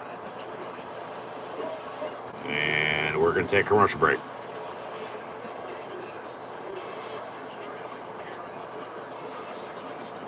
So 10-6 Browns. 6 minutes on the dot to play in the third quarter. We've talked about this week in the NFL. Next week in the NFL, we have everybody in action, obviously. It's going to be the last weekend of the regular season. The teams, who are already eliminated from playoff contention, this will be their last game. Some teams could still be in the hunt. It looks like the playoff pictures, shaping up to only feature 2-4 teams or so that are still in the mix on whether they're going to be in or not. Steelers actually one of those 4. But next week's schedule, we know the opponents and the games. Next week's schedule has not yet been announced. They'll announce it either later on tonight or tomorrow. because they'll have a few games next Saturday, probably 2, and then everything else will be next Sunday. Tomorrow night's Monday Night Football game is the last Monday Night Football regular season matchup. They'll get a playoff game. But next week in the NFL, Week 18, Saints Falcons, Jets Bills, Lions Bears, Browns Bengals, Chargers Broncos, Chiefs Raiders, Cardinals Rams, Packers Vikings, Dolphins Patriots, Cowboys Giants, Redskins Eagles, Seahawks 49ers, Panthers Bucks, Titans Jags, Colts Texans. And then there's a few games that could possibly be game 272 next Sunday night on Sunday Night Football, with the Ravens Steelers potentially being one of those. Panthers Bucks is another possibility, along with Seahawks and 49ers.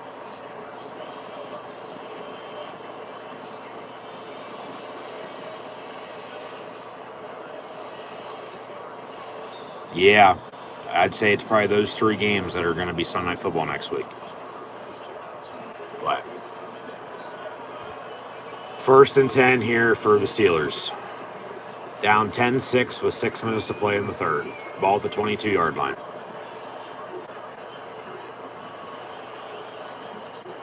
Kenny G in motion. They'll run Jalen Warren up the middle. And he goes for 2, maybe 3 yards. 2nd down.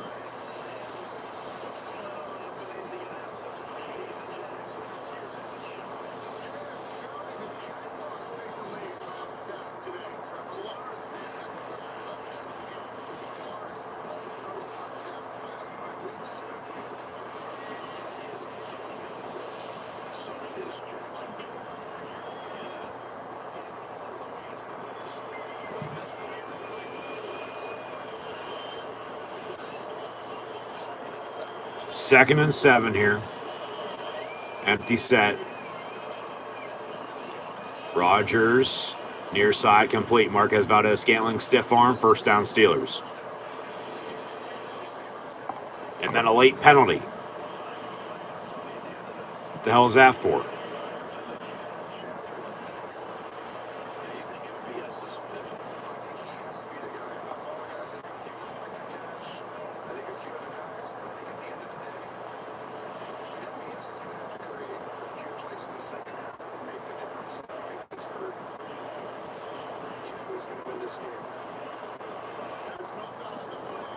No foul on the play. They pick it up. I don't know what the hell it was for anyway. It was real late. Oh, they wanted a face mask, and then they pick it up. So they're helping out the Browns some more, I see. It's still 1st and 10 for the Steelers, though.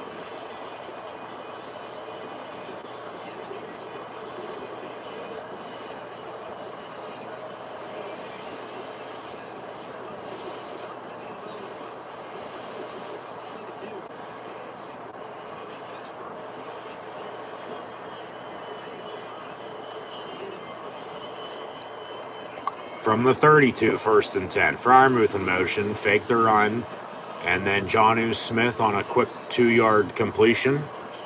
It'll be 2nd and 8, maybe 3, 2nd and 7, all right.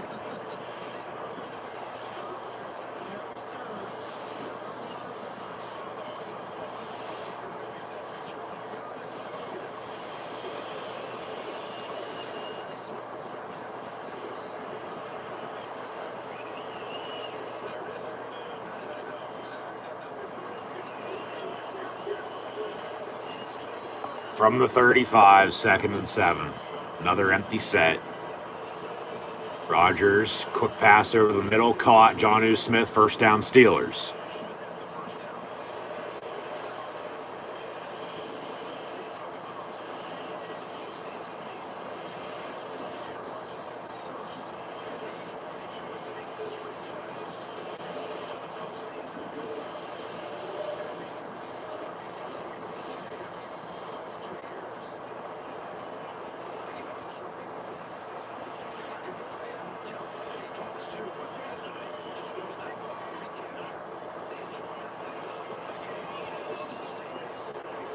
From the 43, it's 1st and 10. They run an end around, Jonnu Smith near side, and he'll get a yard, maybe 2. Again, all right, another 2nd and 8. Get 3rd and short, convert, or get a first down here.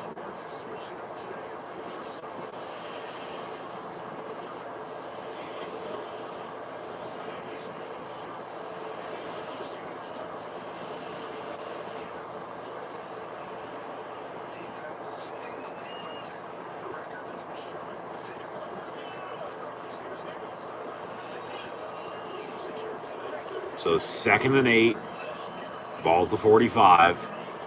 Thielen in motion. Now they have trips in a bunch top of your screen. They'll run a draw. Gainwell gets 2, maybe 3. It's 3rd down. Convert, get a first down, and work out of that.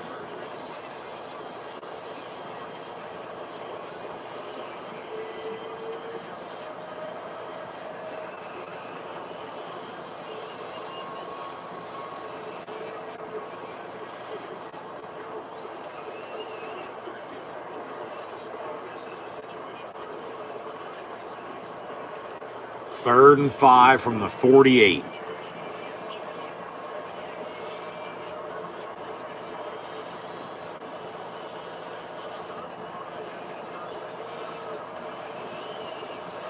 And then Rodgers, slant, caught, first down Steelers.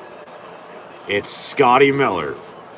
Crack a cold one. It's Miller time. First down Pittsburgh.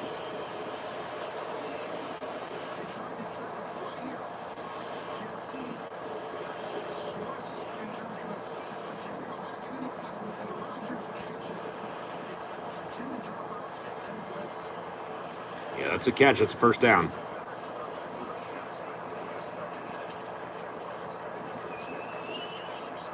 First and 10. Minute and a half to play in the third. Still 10-6. Ball at the 44. Out of the eye, they'll toss. Gainwell. And he gets 4 yards. 2nd down and 6 coming up.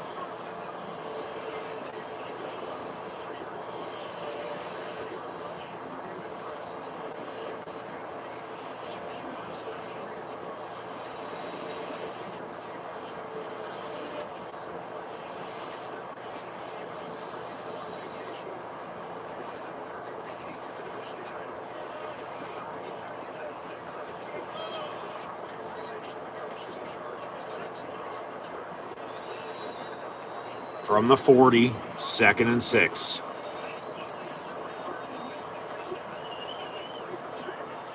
Turbo set hut, handoff Warren. And he hits the hole, first down inside the 30. Do it again. They don't have to snap it or they don't want to. Game clock is under the play clock. They're going to have a 1st and 10 here either to end the third quarter or to start the fourth quarter. We'll see here. They're in the huddle, 10 seconds. Yeah, they ain't snapping this. All right. End of the third quarter, they'll switch ends. But end of the third quarter, the Browns lead the Steelers as they did at halftime, 10-6. But the Steelers, with 15 minutes to go, have a 1st and 10. Momentum. They're in rhythm on offense. Got to put in another groove and go score a touchdown. I'm still kicking if it comes down to it, but because then, 9 points, you're down a point, and then they score a touchdown at 17-9. That's 8. It's a 1-score game. They need a touchdown and 2 points to tie at 17 if it gets to that. But then you can force a kick, If you kick it, you're down 13-9, you need a touchdown. But then if you, kick it and get off the field, they don't get nothing. A field goal could win it for you 12-10 potentially. Touchdown, though, right now for you would be nice to go up 13-10 because then they need a field goal to tie and then, a touchdown to go up. But, yeah, those are all the possibilities, that can come out of this. But no, 1st and 10 now. Steelers begin the fourth.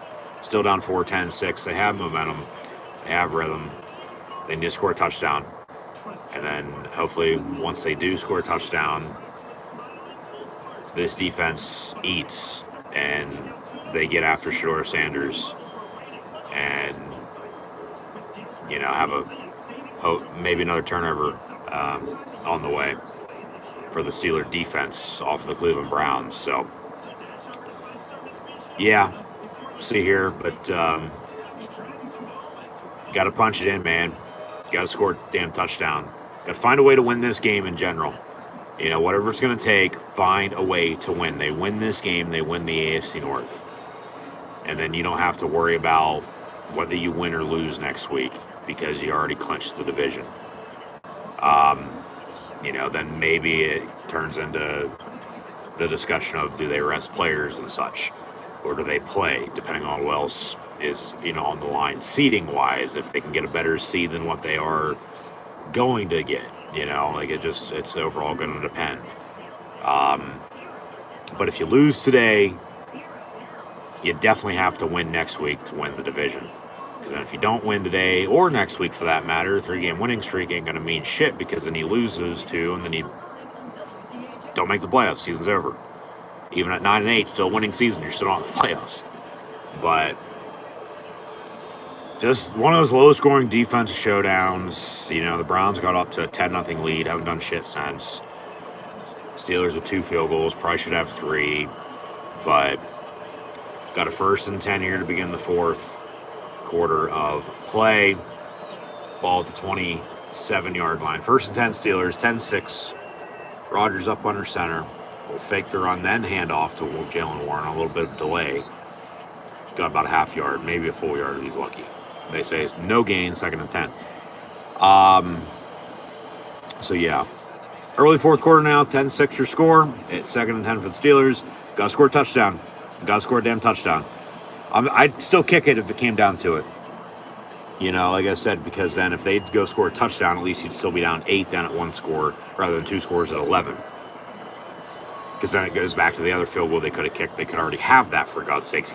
You don't score here, you could still kick it. But then a field goal for them would, give them the lead at 13-12. And Rodgers, quick bubble screen, complete John O. Smith, but you're going to lose yardage. So now it's going to be 3rd and long. God damn it. 3rd and 13 coming up.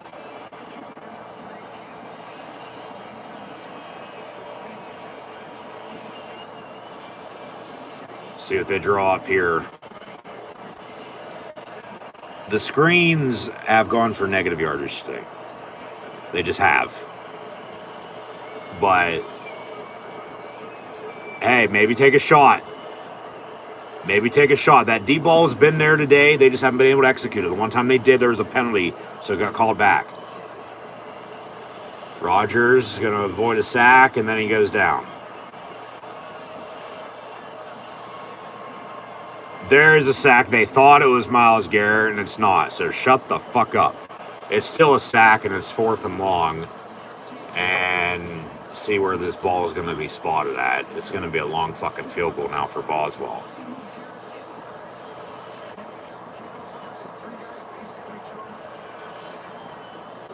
Yeah, they thought Myles Garrett got the sack, but he didn't. Tough shit. This is from 54 yards. To cut it to 10-9. Kicks up. Kick is no good. Hooked it right.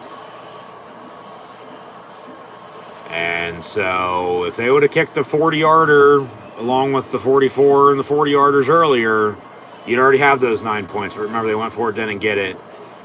And now they missed the 54-yarder, so it's still 10-6, 12:53 to play. So they now desperately need a stop by the defense. They got to stop the run. They got to get after Shador. They got to get the ball back. One way or another, they got to get the ball back with keeping the score the way it is. Unless, okay, the only thing you could give up is a field goal at 13-6. You give up a touchdown, you're down 2 scores at 11, then who knows. But fade to black as the screen already is. Oh, mama, wave those towels. This defense needs a stop. Like I said, they can give up a field goal. Be down 7 at 13-6, but you can't really give up a touchdown here. Turnover would be awesome, but we'll see. Had a couple of close calls earlier. Did have the interception. Couldn't score off of it, though. Obviously, just missed that 54-yarder as well. So, yeah, can't find pay dirt here today. Credit the Browns defense, but Steeler defense needs to stop. Got to stop the run, get pressure on Shador, create and capitalize off a turnover potentially. So, I mean, still 12 something to play. Like, it ain't over by any means just yet, but like I said, they can't give up a touchdown. Give a field goal, can't give up a touchdown. But we'll see here when we come back from break, and we'll go from there. But yeah, still 10-6. It was 10-0 and then 10-6 at halftime, and it's 10-6 now, 12 minutes to play. Like, Pittsburgh they've had trouble playing in Cleveland the past 7 years. They're 1-5-1 since 2018. Their only win was 21 on Halloween. So, I get it's after Christmas, before New Year's. Maybe they'll get some holiday magic to go their way here. Find a way to win it. Once again, they win the division. They lose, they have to win then next week to win the division. They lose that, season's over. But defense needs to stop. Defense needs to stop.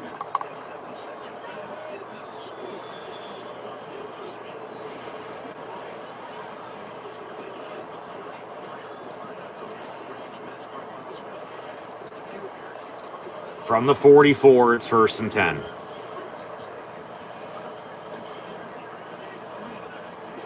And Cleveland's going to run it, and there's a flag on the play. False start, legal formation. Yeah, false start on the Browns. Back them up, 1st and 15.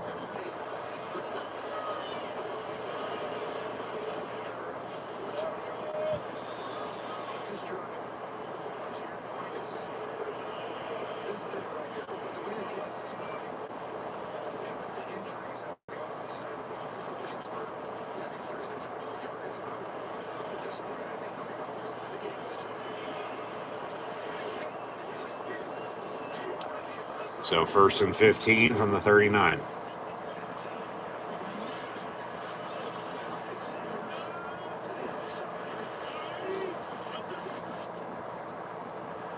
And Sanders' slant is caught. Joey Porter missed tackle. And then they finally wrap him up. Be 2nd down.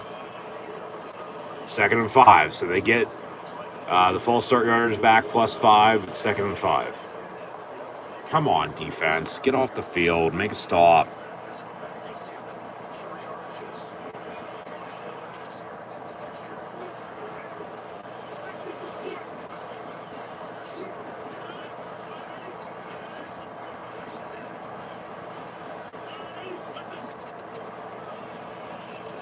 Fake the run. Shador all day to throw. Throws it late. It's high. And it's going to be picked off. Chuck Clark. Or Kyle Duggar. Kyle Duggar, 29. There's another turnover for you. You couldn't capitalize off the first one. You desperately need to capitalize off of this now. 10 for Jerry Jeudy on, oh, fuck it, he's down there somewhere pass. And completely underthrown. Yeah, Kyle Duggar with the interception. He had a interception return against the other Ohio NFL franchise in Cincinnati when the Steelers beat them at home a little over a month ago. But, yeah. Gonna get the ball back now. You got to spark. You got to score. The defense is giving you another fucking reason to go do something. So this offense needs to go do something. Plain and simple, end of story. They got to score a damn touchdown. Just think, they kicked the field goal that they went for it on. They have 3 points there, but then maybe not, because Boswell missed from 54, but then he also made from 44 and 40. The one they didn't kick was going to be from around 40. You know, the 54 one was just a little right, and it came up short. He didn't hit it right.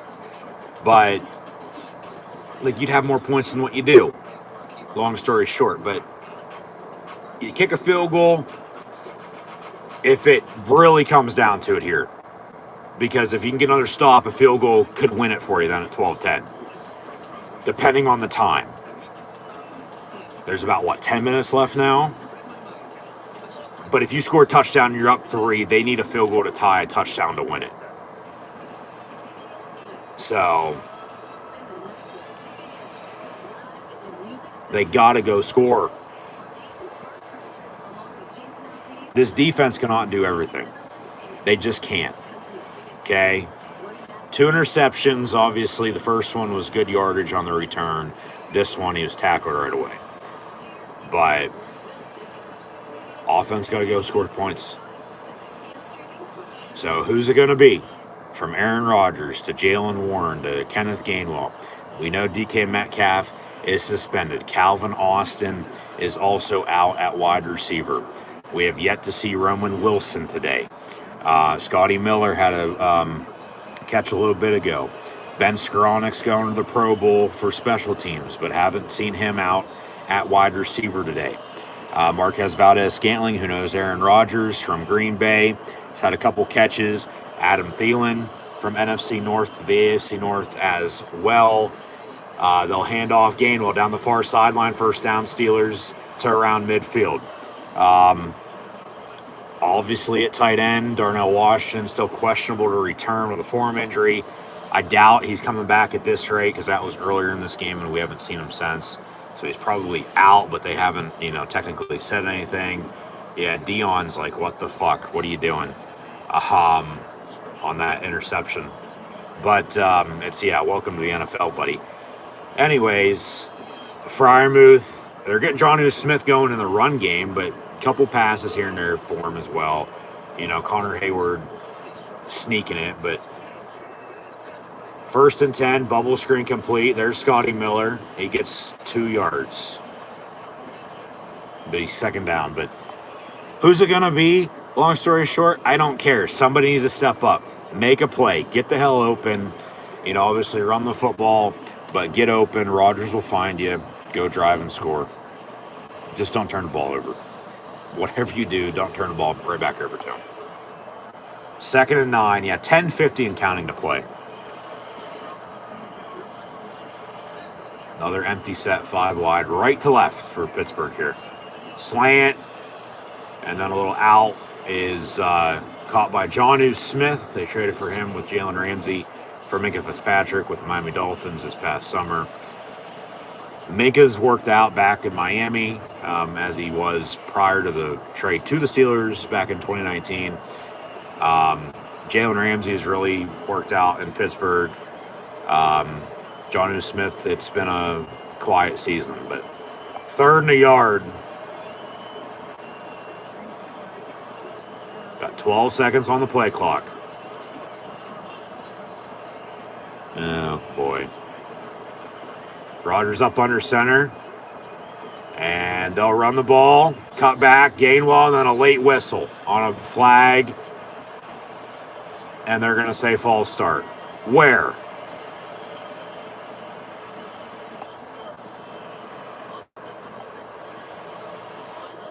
On Dylan Cook, the left tackle, they say. Well, let's see if it was a good call or not. There's been some questionable ones today.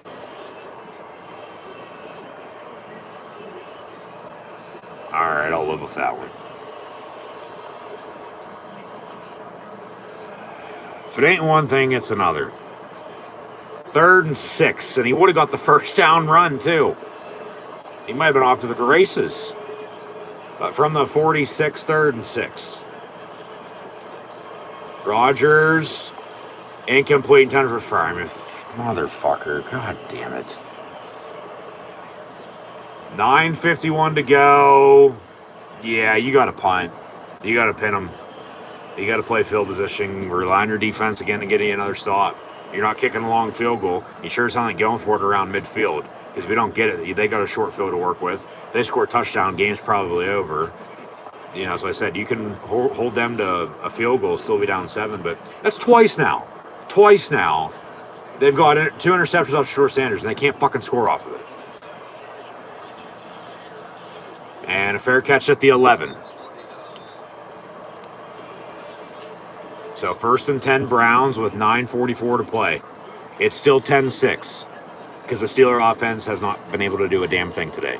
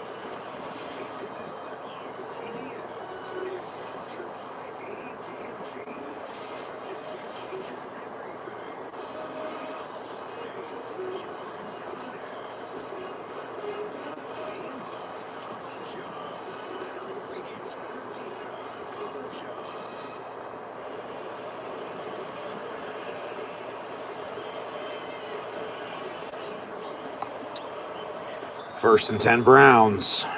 Come on, defense. Ball at the 12. They're going to run the ball and work clock, I'd have to guess. They will run it here, hand off, and a big run out past the 30, 35. There's a flag on the play, though. Might be coming back.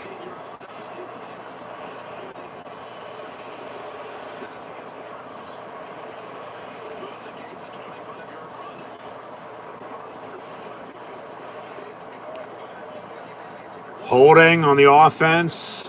It'd be half the distance. No, it should be half the distance.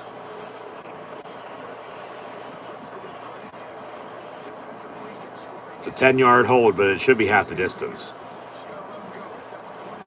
And no wonder he got a big hole. Look at that fucking holding call.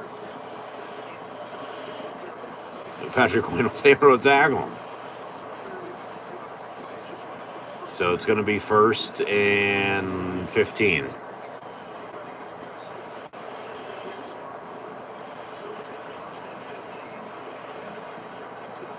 Yeah, it was half the distance. Yeah, ball at the 6 now, 1st and 15.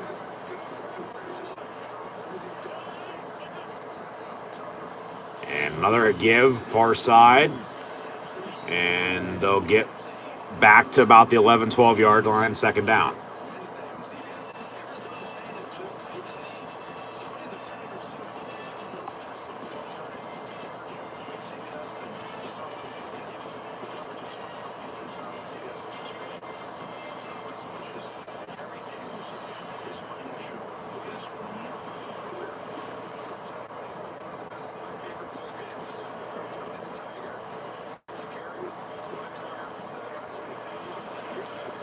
It'll be 2nd and 10 officially. And they brought a safety blitz. Shador never saw him, and then he dumped it off for about a yard. It's 3rd down and 9. Duggar and Queen on the stop. 8.5 to play.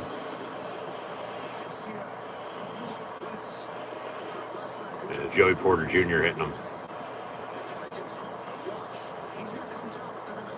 Yep.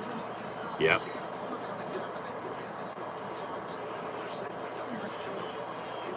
So 3rd and 9. Come on, defense. Need a stop. Need a stop. Get off the field.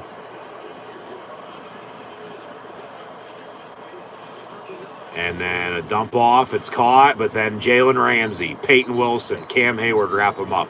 4th down, they're going to have to punt. Steelers are going to get the ball back with 7:47 and counting to play. And they're going to now need a touchdown. Field goal ain't going to cut it. If they would have kicked it on the 4th and 1 they went for it on earlier, you'd have those 9 points already, even with the missed 54-yarder. Then you could definitely kick it. But then you can't give up a game-winning field goal then at 13-12. You know what I mean? They can't settle for 3. They got to score a touchdown. So, Browns punt it. Big punt, field of the 20. 25-30. Scotty Miller, 35 to the 44-yard line. 1st and 10. So Danny Smith in the bubble gum. And the special teams unit giving Aaron Rodgers and the Steeler offense a decent starting field position. 7:03 to play. It's 10-6 Browns as it was at halftime. Steelers need a touchdown. You score, you go up 13-10. They need a field goal to tie. Touchdown to win it. You can't kick field goal. It ain't going to cut it. I mean, you could if you get, depending on time, you know, and then get another quick stop just to kick a game-winning field goal yourself, then okay, but you need a touchdown. Need a touchdown drive here, boys. Let's go.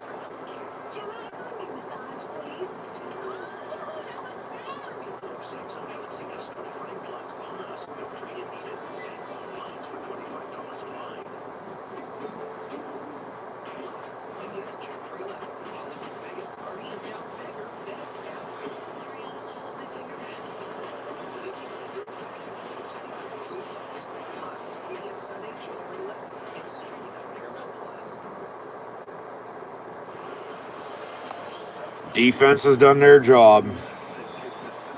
Once again, now it's time for the Steeler offense to go score a touchdown from the 43, 1st and 10. 7:03 to play. They got 3 timeouts and a 2-minute warning. Feeling in motion, they'll run Jalen Warren. He'll bulldoze to midfield. 2nd and about 3 coming up.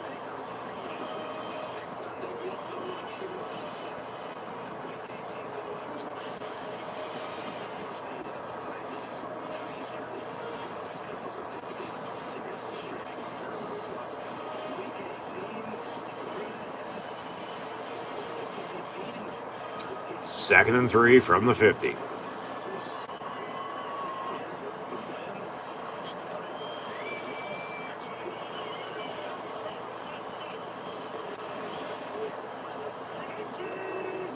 19 set hut. They'll toss Jalen Warren far side, and he's going to lose a yard. So 3rd down already, 3rd and 4.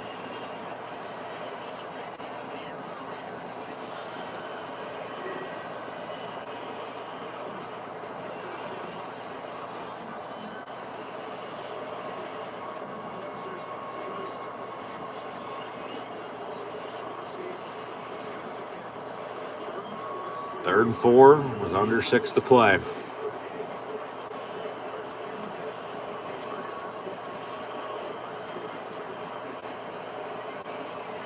Fryermuth in motion. Gainwell to the left of Rodgers. 3, 2, 1 on the play clock. Got to go. They will. Hand off to Gainwell. And he's going to lose the yard as well. So fucking 4th down. Oh my God. 4th and 6. You sort of have to punt again. You know, pin them deep. Rely on the defense some more while you're at it. You know, and then you're going to have to get a stop. You have 3 timeouts. You're going to have to, you know, hope to call those and get the ball back with some time and maybe the 2-minute warning. We'll see. But then you're going to have to go score a game-winning touchdown drive. Steelers are going to have to fucking punt again. Jesus Christ, this offense not done a damn thing today. Waitman booms it. Fair catch at the 10. So they pin him, but 4:54 to go. Both teams have all 3 timeouts in the 2-minute warning. But this Steeler defense now needs another stop. So, man. And they're not going to be throwing. You know. They're going to be running the ball and working clock and make Pittsburgh call their timeouts. So, you probably won't be getting an interception off of Shador. You're going to have to be punching the ball out for fumbles. When they do throw, though, it's going to be when nobody's expecting, and it's going to be a play action and catch everybody off guard. But they got to get another stop. If they want to win this game, the defense is going to have to win the game. Because the offense sure as hell doesn't want to do anything today. So, there's not much else to be said. I've said everything there is to say to this point. They need another stop. It's just over and over again.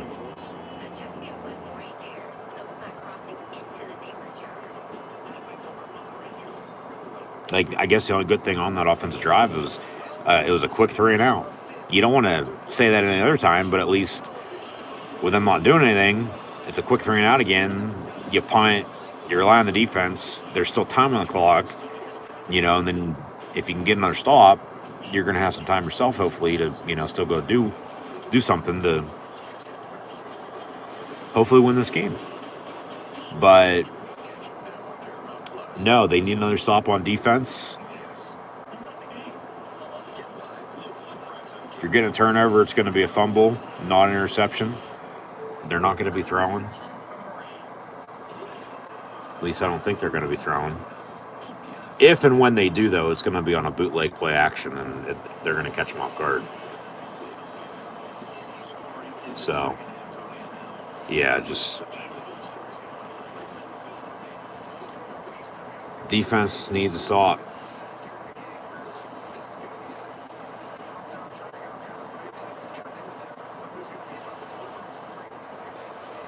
Once again, with a Steeler win today, they'll win the AFC North. With a loss, they have to win next week against the Baltimore Ravens to win the division to make the playoffs. If they don't, season's over.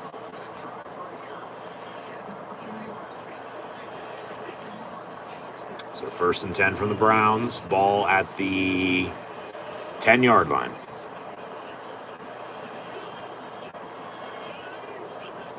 And they'll run it. Cut back. And big hit by Cam Hayward. It's starting to rain again. It's 2nd and 7.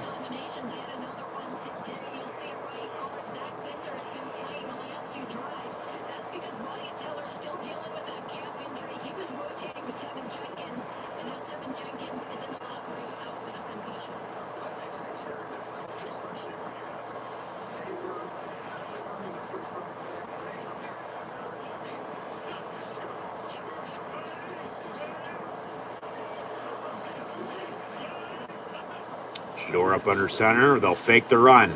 That's a hold. That's holding. He avoids a sack.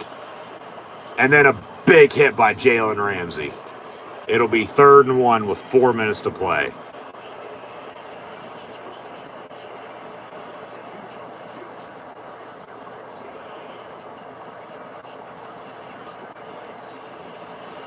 So, yeah, clock's still rolling because he didn't throw it on the pass play. He tucked it and ran.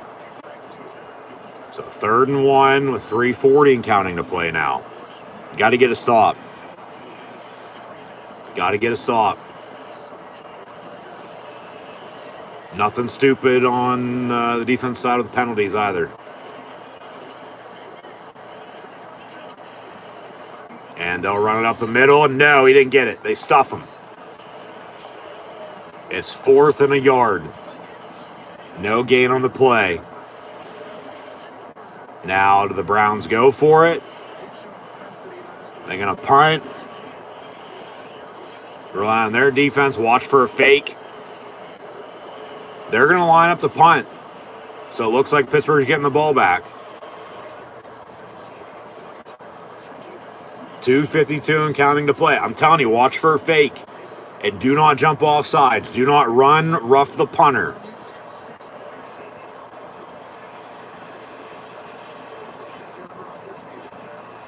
They're going to drain this play clock.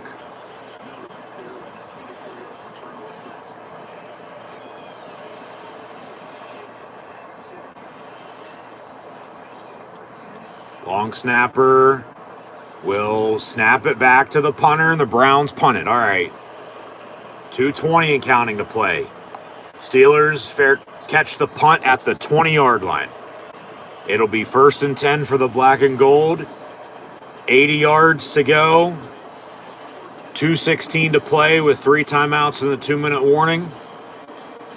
Field goal ain't going to cut it. Field goal would be good if they would have kicked the one they went for it on 4th and a yard earlier, let alone made the 54-yarder they missed. You know, because then they could run the clock down and get in field goal range and kick a game winner at 12-10 then, if they'd have the 9 total points today. But they don't. They have 6, so they can't settle for 3. They need a touchdown to win this game. And we'll see. They haven't done shit today on offense. Not a damn thing. Just pathetic. Frustrating to watch. Hard to watch. But it's now or never. It's now or never. Go find a way to win this game. The defense has done their part. Offense, it's time to put up or shut up. So, go score a touchdown. If you do, you're probably winning this game. I might add they had 2 turnovers on defense they couldn't score anything off of. Just imagine if they would have, you know, on what this score would be right about now. So, you know, we'll see. But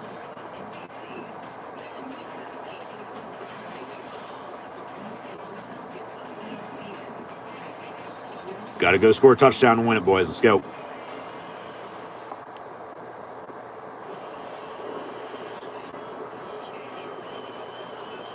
So 1st and 10 Steelers, ball at the 20-yard line. 80 yards and 6 make it 7 points. Could win it with 2:16 to play and 3 timeouts and the 2-minute warning.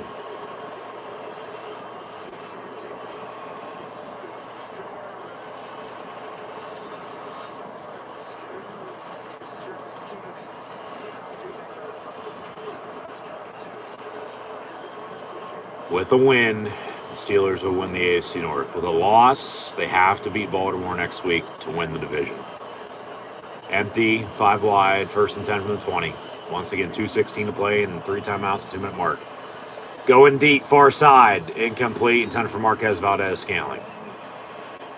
2nd and 10 with 2:10 to 2:12 to play. Still 3 timeouts and a 2-minute warning.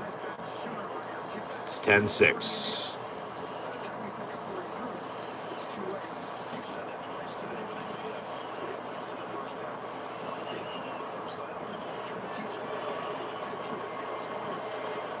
From the 20, 2nd and 10. Rogers looking to throw. Gets rid of it. It's incomplete. Intended for Pat Freiermuth. So now 3rd and 10 with 2:08 to play. They've ran 2 plays in 8 seconds.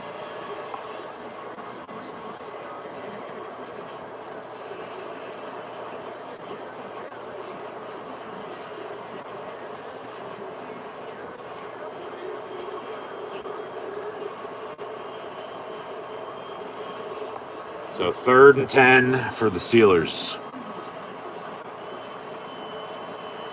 Ball at the 20. Rogers pump fakes, steps up, avoids a sack, gets rid of it. It's incomplete. It's 4th down with 2:02 to play.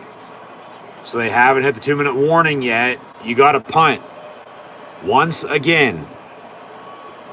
And then you got to call your timeouts, get a stop, and get the ball back.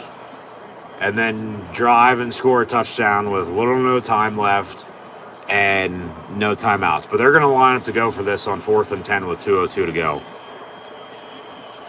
But then if you give up a touchdown, ball game over. You give up a field goal, you're still down 7, and then you'd have to score to tie it. They'll go for it on 4th and 10. Rogers, it's incomplete because it got batted down. Motherfucker. Minute 58 to play. It's a 2-minute warning now. Browns ball, 1st and 10 with a short field. Ball at the 20. That's why you punt there. Because then you still can get the ball back calling your 3 timeouts. So they're still going to have to call their 3 timeouts. But then you're going to give up a kick. Probably. If you give up a touchdown, ball game. You give up a kick, you're down 7. But then you'd have to score to tie at 13, not to win at 13-10. But they just haven't done anything on offense today. Not a damn thing. The defense, you got to feel bad for them. They've made stop after stop after stop. Well, why not one more?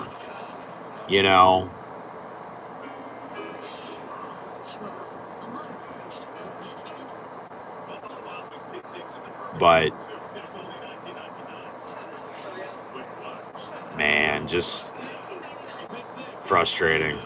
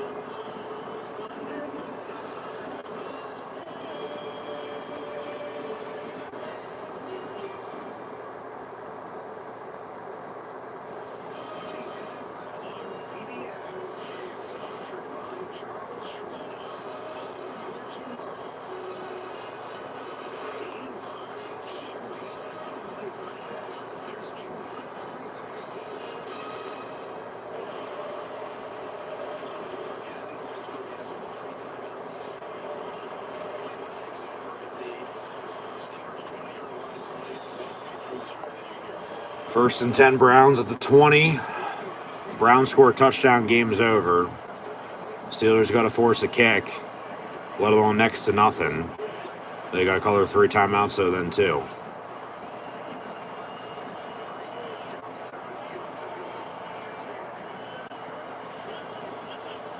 It's a false start. Yeah, flag on the play. It'll be 1st and 15. Now back at the 25.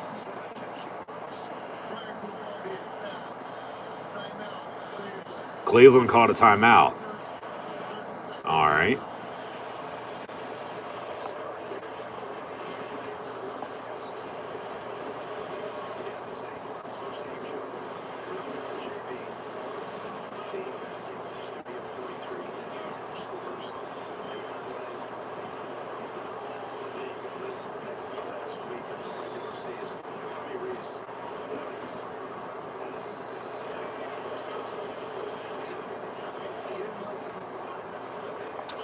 First and 10 from the 20 after the Brown timeout. Still a minute 50th play. They'll run it. And 5 yards. Timeout, timeout, timeout.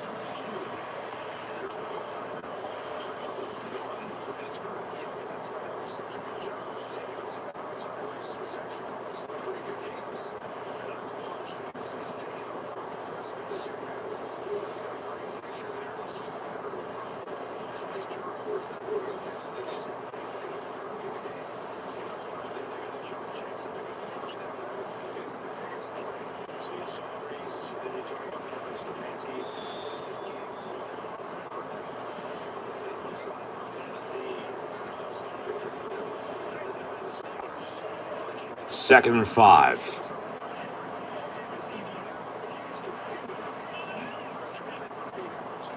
Hand off, and they stuff it. Yaya Black and Harrison. Be 3rd and 6. Timeout Steelers.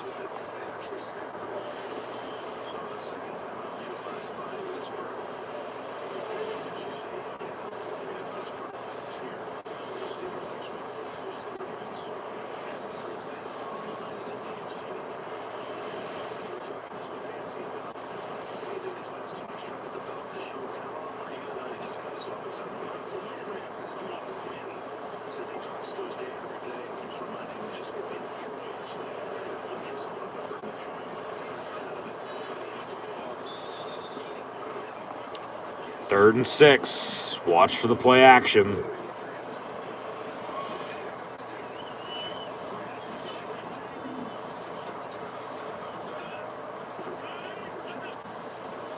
And they'll run it. And no, about a yard. It'll be 4th and 5. Timeout Steelers with 1:44 to go. Browns are going to kick a field goal to go up 13-6. You can hope for a miss, because then a touchdown will win it for you. But then if they make this field goal, a touchdown would tie. And then, we'd be playing in overtime potentially. So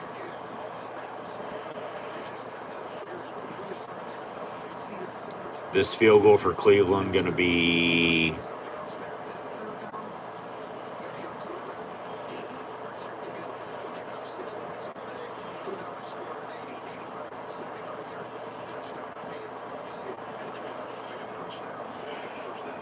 they say 33 yards, so an out-of-field extra point, basically. They already made from 50. So this is from 33. Oh, he's made how many consecutively in a row? Is that the announcer jinx from the right hash? Snap, hold, kick is good. 13-6. Steelers can get the ball back with 1:40. No timeouts, and need a touchdown now to tie it to force overtime.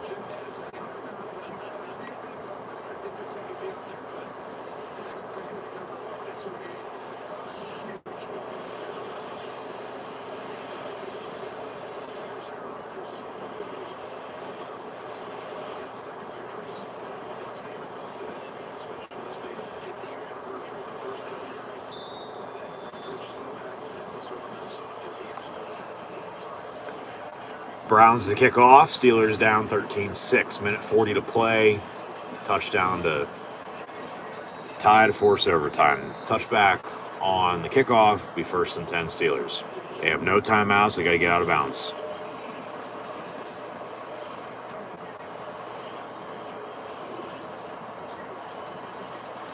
We'll see what happens. Once again, thanks for tuning in and listening. Be sure to like, follow, and subscribe on social media. Links in the description below. Let's go to work.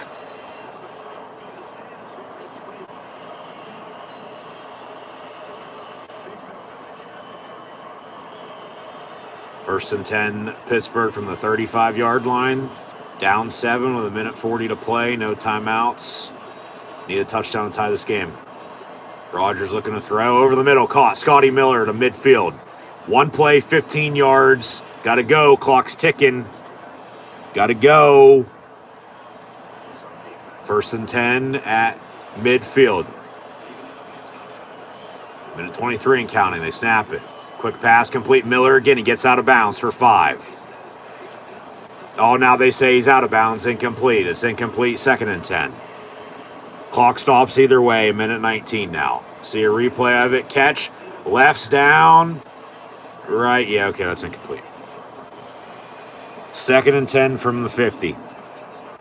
Minute 19. Down 7. No timeouts. Touchdown ties it.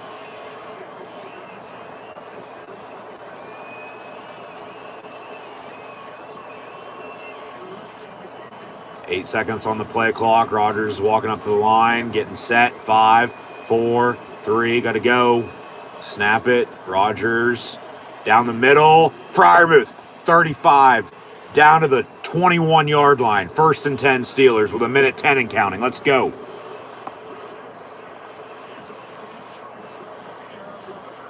First and 10 Pittsburgh at the 21 with a minute 1 and counting. Under a minute now. Need a touchdown to tie it.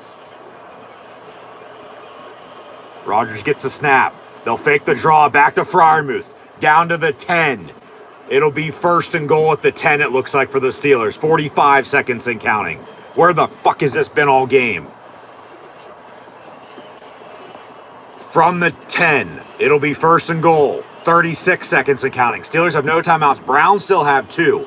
Rodgers looking to throw. Quick pass complete. Get out of bounds. Thielen. He gets to the 7. It's 2nd and goal from there with 29 seconds to go. They're knocking on the door.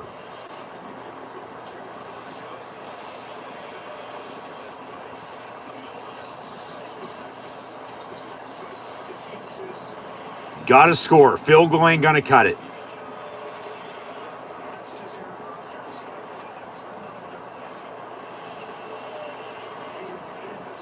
Field goal wouldn't even cut it, even if they had the field goal they missed earlier. Rodgers on 2nd goal from the 7. In the end zone, incomplete, almost picked. Intended for MVS. It's 3rd and goal from the 7 now, 24 seconds to play.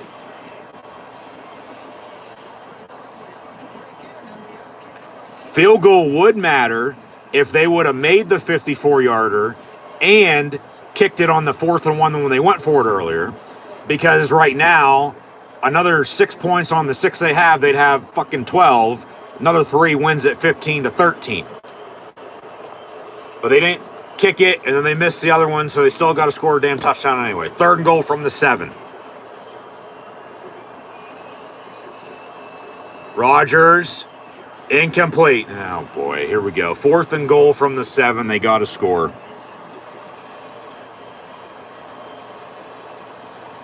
So here's your ball game, folks. 4th and goal from the 7. They got to score. If they win today, they win the AFC North. They lose today, they have to win next week at home against the Baltimore Ravens to clinch the division and make the playoffs. 4th and goal from the 7. The Browns are probably going to call one of their 2 timeouts once the Steelers get lined up to see if they're in.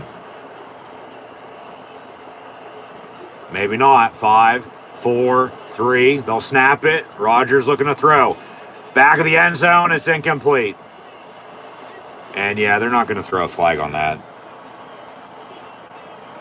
You gotta be fucking kidding me. 13-6 is going to be your final. Steelers going to snap a 3-game skid. They'll fall to 9-7. Still haven't won in Cleveland since 2021. They're now 1-6-1 since 2018. They can't win on the road in Cleveland. They just can't. People are going to argue PI on that, but they're not going to call that with the game on the line.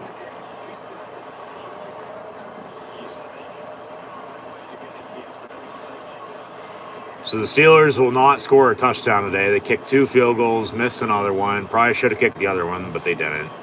Brown's going to knee it out. Yeah, Steelers can't stop it. So now it's going to be a win and in situation a week from now, week 18, at home against the Baltimore Ravens. If they win it, they'll win the AFC North. If they lose it, Baltimore wins the AFC North. And then, Steelers season is... Whoever loses next week, season's over. Because that's the only spot left in the AFC playoffs. And I bet you any money the NFL is going to put Steelers-Ravens on Sunday Football next weekend. It'll be game 272. So, yeah, 13-6 is your final. Browns beat the Steelers. Yeah, Pittsburgh plays Baltimore next week for the AFC North Championship. Pittsburgh beat them earlier this month on the road. What was it, 27-22, your final. That was the start of the 3-game winning streak that got snapped today. 13-6, your final. Fewest points they've scored all season, I might add. Yep. They scored 7 a month ago at home against the Bills. They scored 6 today, so just... I guess we're getting bonus coverage on CBS, but mute, and now we'll talk post-game. Yet they give us fucking bonus coverage of a blowout. Yeah, that makes sense. Anyways, 13-6 is your final. Browns beat the Steelers. Just frustrating. Very frustrating. There were a couple calls by the refs. I'm not blaming the refs, but there were a couple calls that got called that weren't penalties, and then there were some calls that didn't get called and they were penalties. That's the thing with the officials. Call it down the middle. I'm not going to have a problem with it. I get you can't see or call everything, but you got to call it down the middle.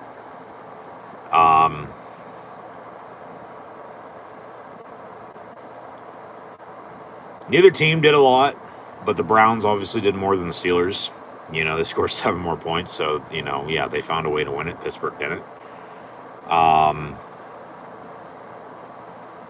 Because back to the entering week 17 here, if the Ravens would have lost last night, it wouldn't have mattered what the Steelers did today or next week. Because then they would have won the AFC North. But since the Ravens won last night, the Steelers had to win today to win the AFC North. But now with the loss today, the Steelers have to beat the Ravens next week 18 to win the AFC North. If they lose and the Ravens win, the Ravens will then win the AFC North. So Pittsburgh splits with Cincinnati and Cleveland. And they're already 1-0 against Baltimore. But if they split with the Ravens too, they obviously lose down at that rate. They'll be done. Season will be over. Baltimore then goes to the playoffs. Pittsburgh doesn't. Just frustrating. They couldn't find the end zone at all. They had their chances. They get goal to go at the 7, and then they can't punch it in.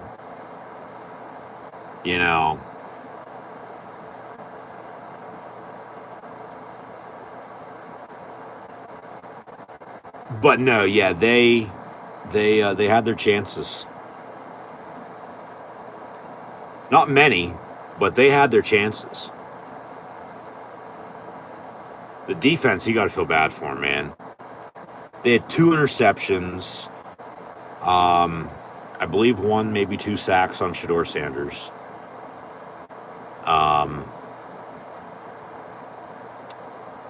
Steelers couldn't capitalize off those turnovers and put points on the board. If only they would have, it might have been a different story.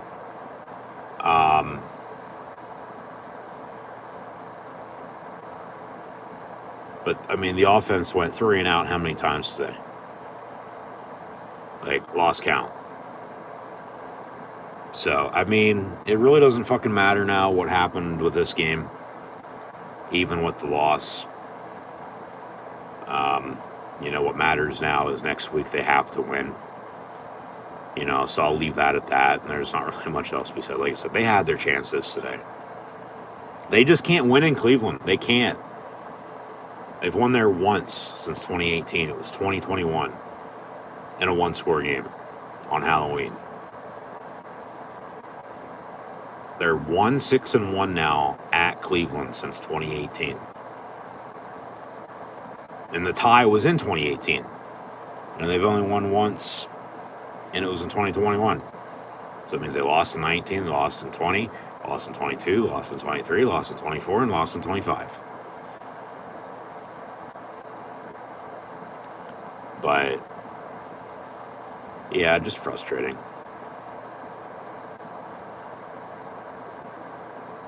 The Browns go kick a field goal to begin the game, and then the Steelers quick 3 and out. It's early, okay, a lot of football will be played still. And then the Browns go score a touchdown.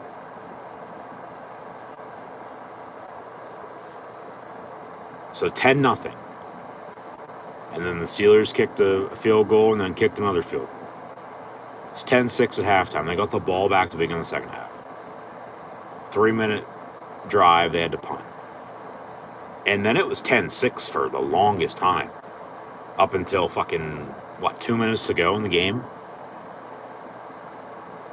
So a whole lot of back and forth, but a whole lot of nothing in that back and forth.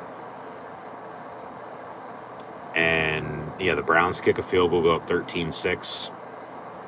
Steelers had one more chance. That drive, where the hell's this been all game? Had a couple good passes to Scotty Miller and Pat Freiermuth there. And they get goal to go at the 7.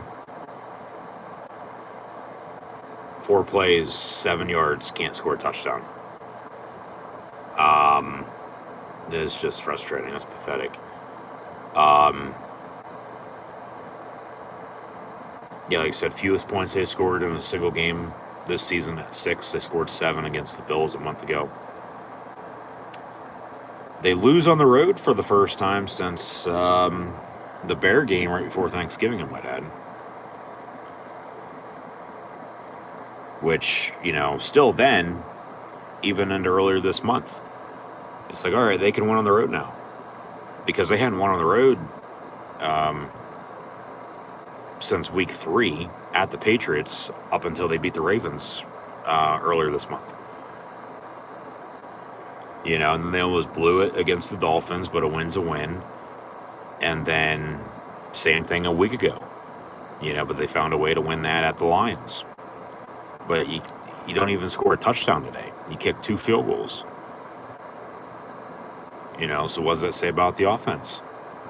And everybody's going to say, well, because DK Metcalf was suspended. I don't know if that would have made a fucking difference or not. I don't. Maybe not, though. We'll never know.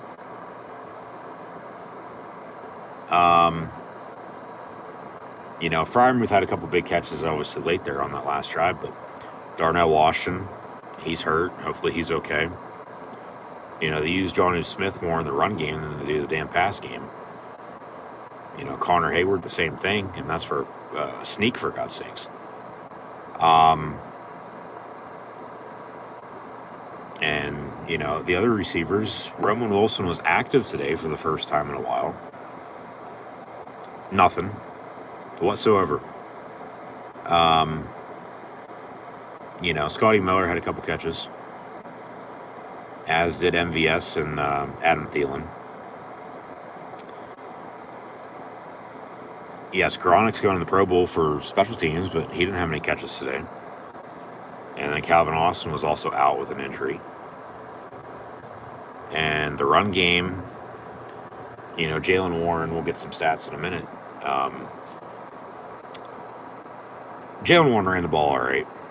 Nothing spectacular. Kenny G had a quiet game. Cleveland shut him down pretty good.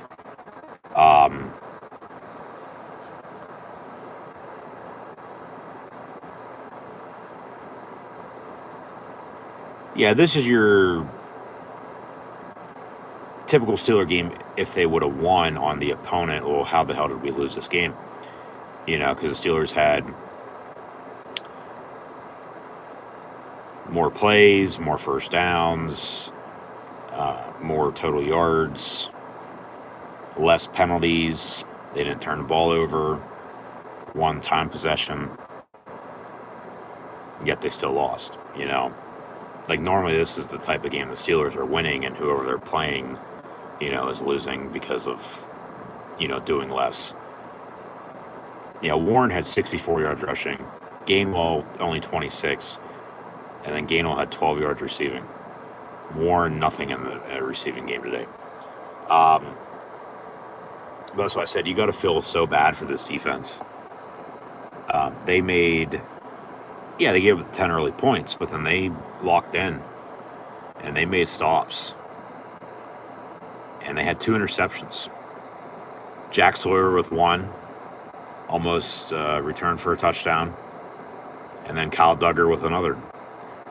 And they couldn't score a single point off of either of those turnovers. Just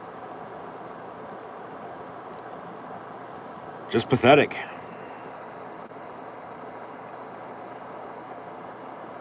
Cam Hayward had a good game in the middle. Highsmith coming off the edge as well.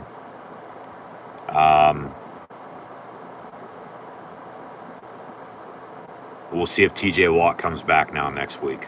I wouldn't be surprised either way if he does or if he doesn't.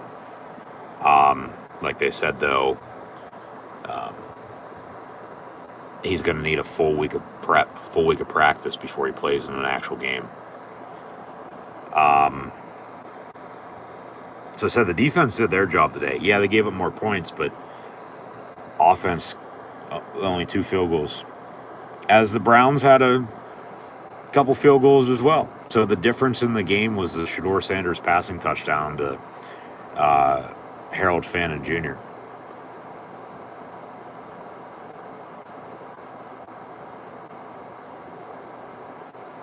Yeah. TJ Watt's probably coming back next week. Hopefully they can get Deshaun Elliott back at some point in time.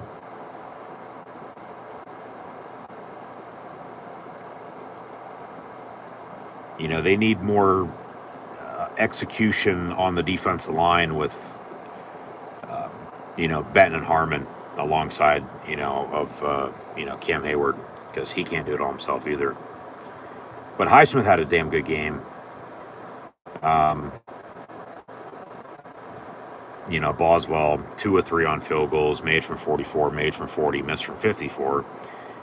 They went for it on a 4th and yard when they could have kicked a 40-yarder to make it, 9 points, but they didn't.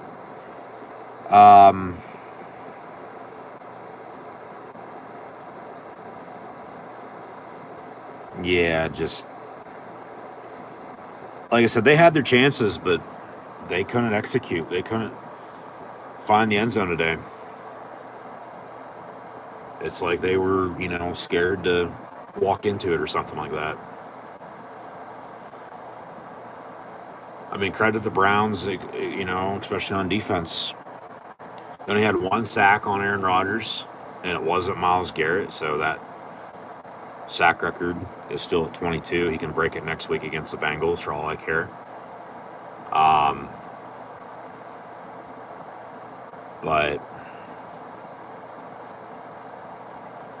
yeah, now next week the Steelers, basically got to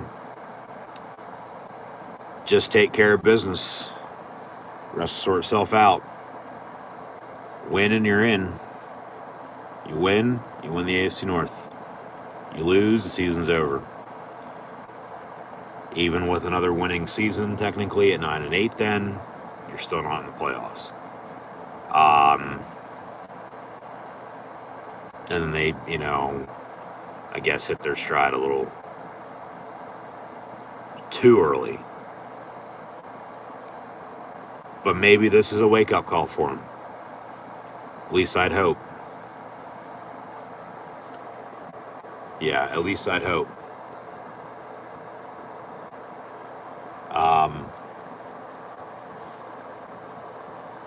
Steelers, Ravens, Week 18, probably Sunday Night Football, if I'd have to guess.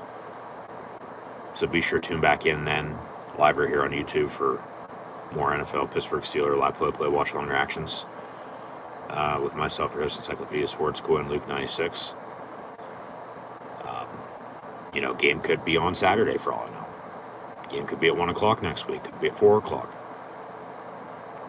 It's probably going to be Sunday Night Football if I'd have to guess so. Yeah, they'll probably put Steelers Ravens on Sunday Night Football. And then the Steelers in prime time this year. They lost at the Bengals on Thursday Night Football. They lost at home on Sunday Night Football to the Packers. Lost at the Chargers on Sunday Night Football as well. And then they beat the Dolphins at home on Monday Night Football 2 weeks ago. So, yeah, prime time, they haven't done well this year.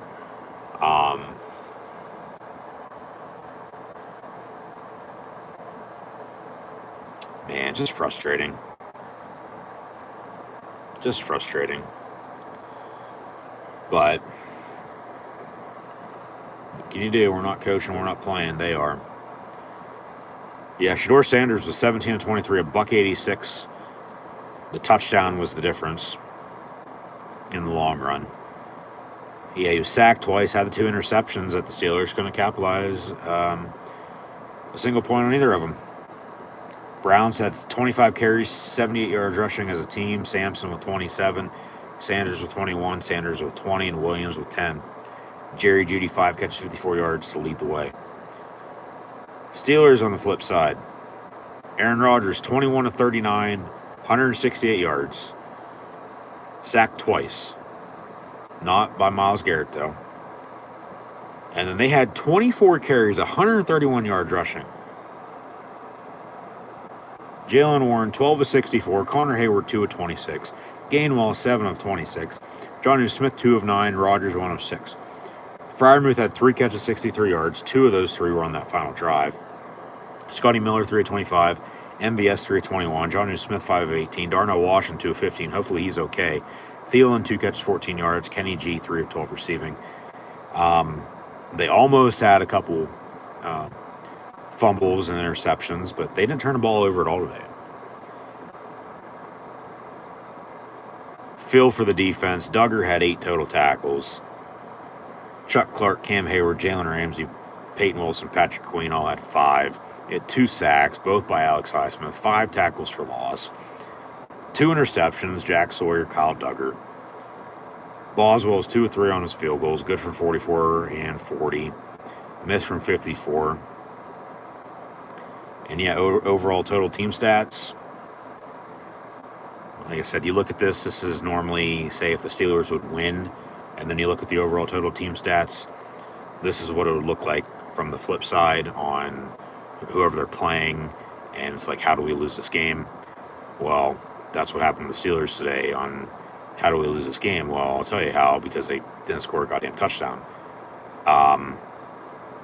They had more total plays at 65 compared to the Browns' 50. They had 15 first downs compared to the Browns' 11.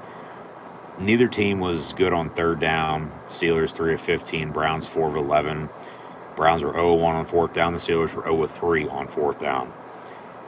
They both had 11 total drives. Browns had more yards passing at $184 compared to 160 for the Steelers. But the Steelers had 131 yards rushing compared to the Browns' 78. So you had 291 total yards to 262 for Cleveland. Less penalties. 4 of 34 for Pittsburgh, 6 of 45 for the Browns. Neither team was able to score in the red zone. 0-2 for the Steelers, 0-1 for the Browns. Browns had those 2 interceptions. Steelers didn't turn the football over, and Steelers had the ball for a good minute 20 more than what the Browns did, 30-39 to 29-21.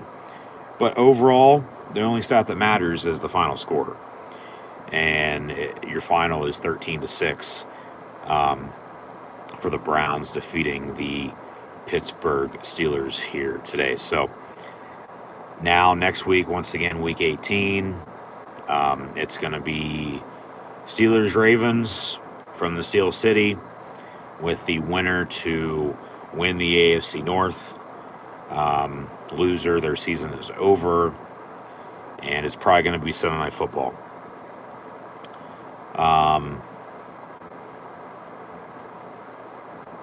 Yeah, the NFL is going to announce that sometime later on tonight or tomorrow.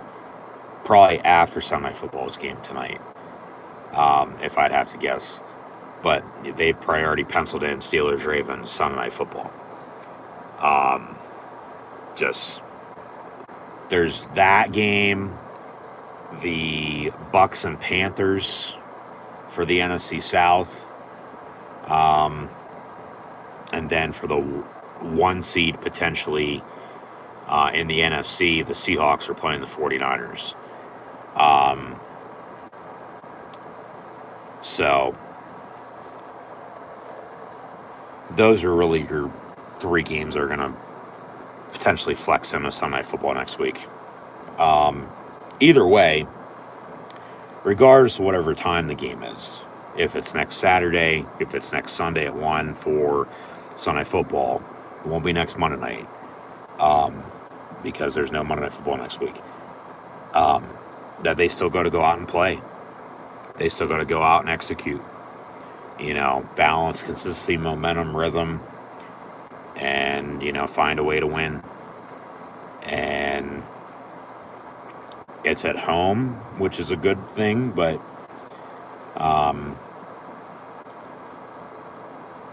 yeah, you know how Steelers-Ravens games go, whether it be in the regular season, divisions on the line, in the playoffs, for God's sakes. It's going to be a slugfest. And it's going to be one in the trenches. They're going to have to run the football. They're going to have to stop Derrick Henry. We'll see if Lamar Jackson plays. See if TJ Watt plays next week as well, coming back from his collapsed lung.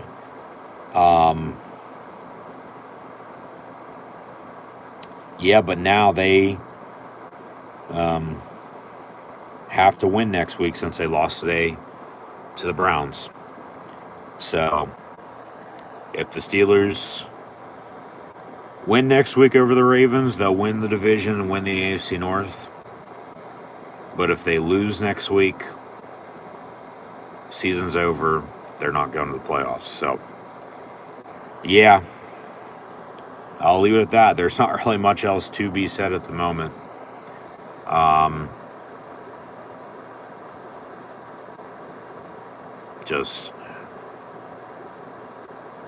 They love doing this. They just love playing like this, man.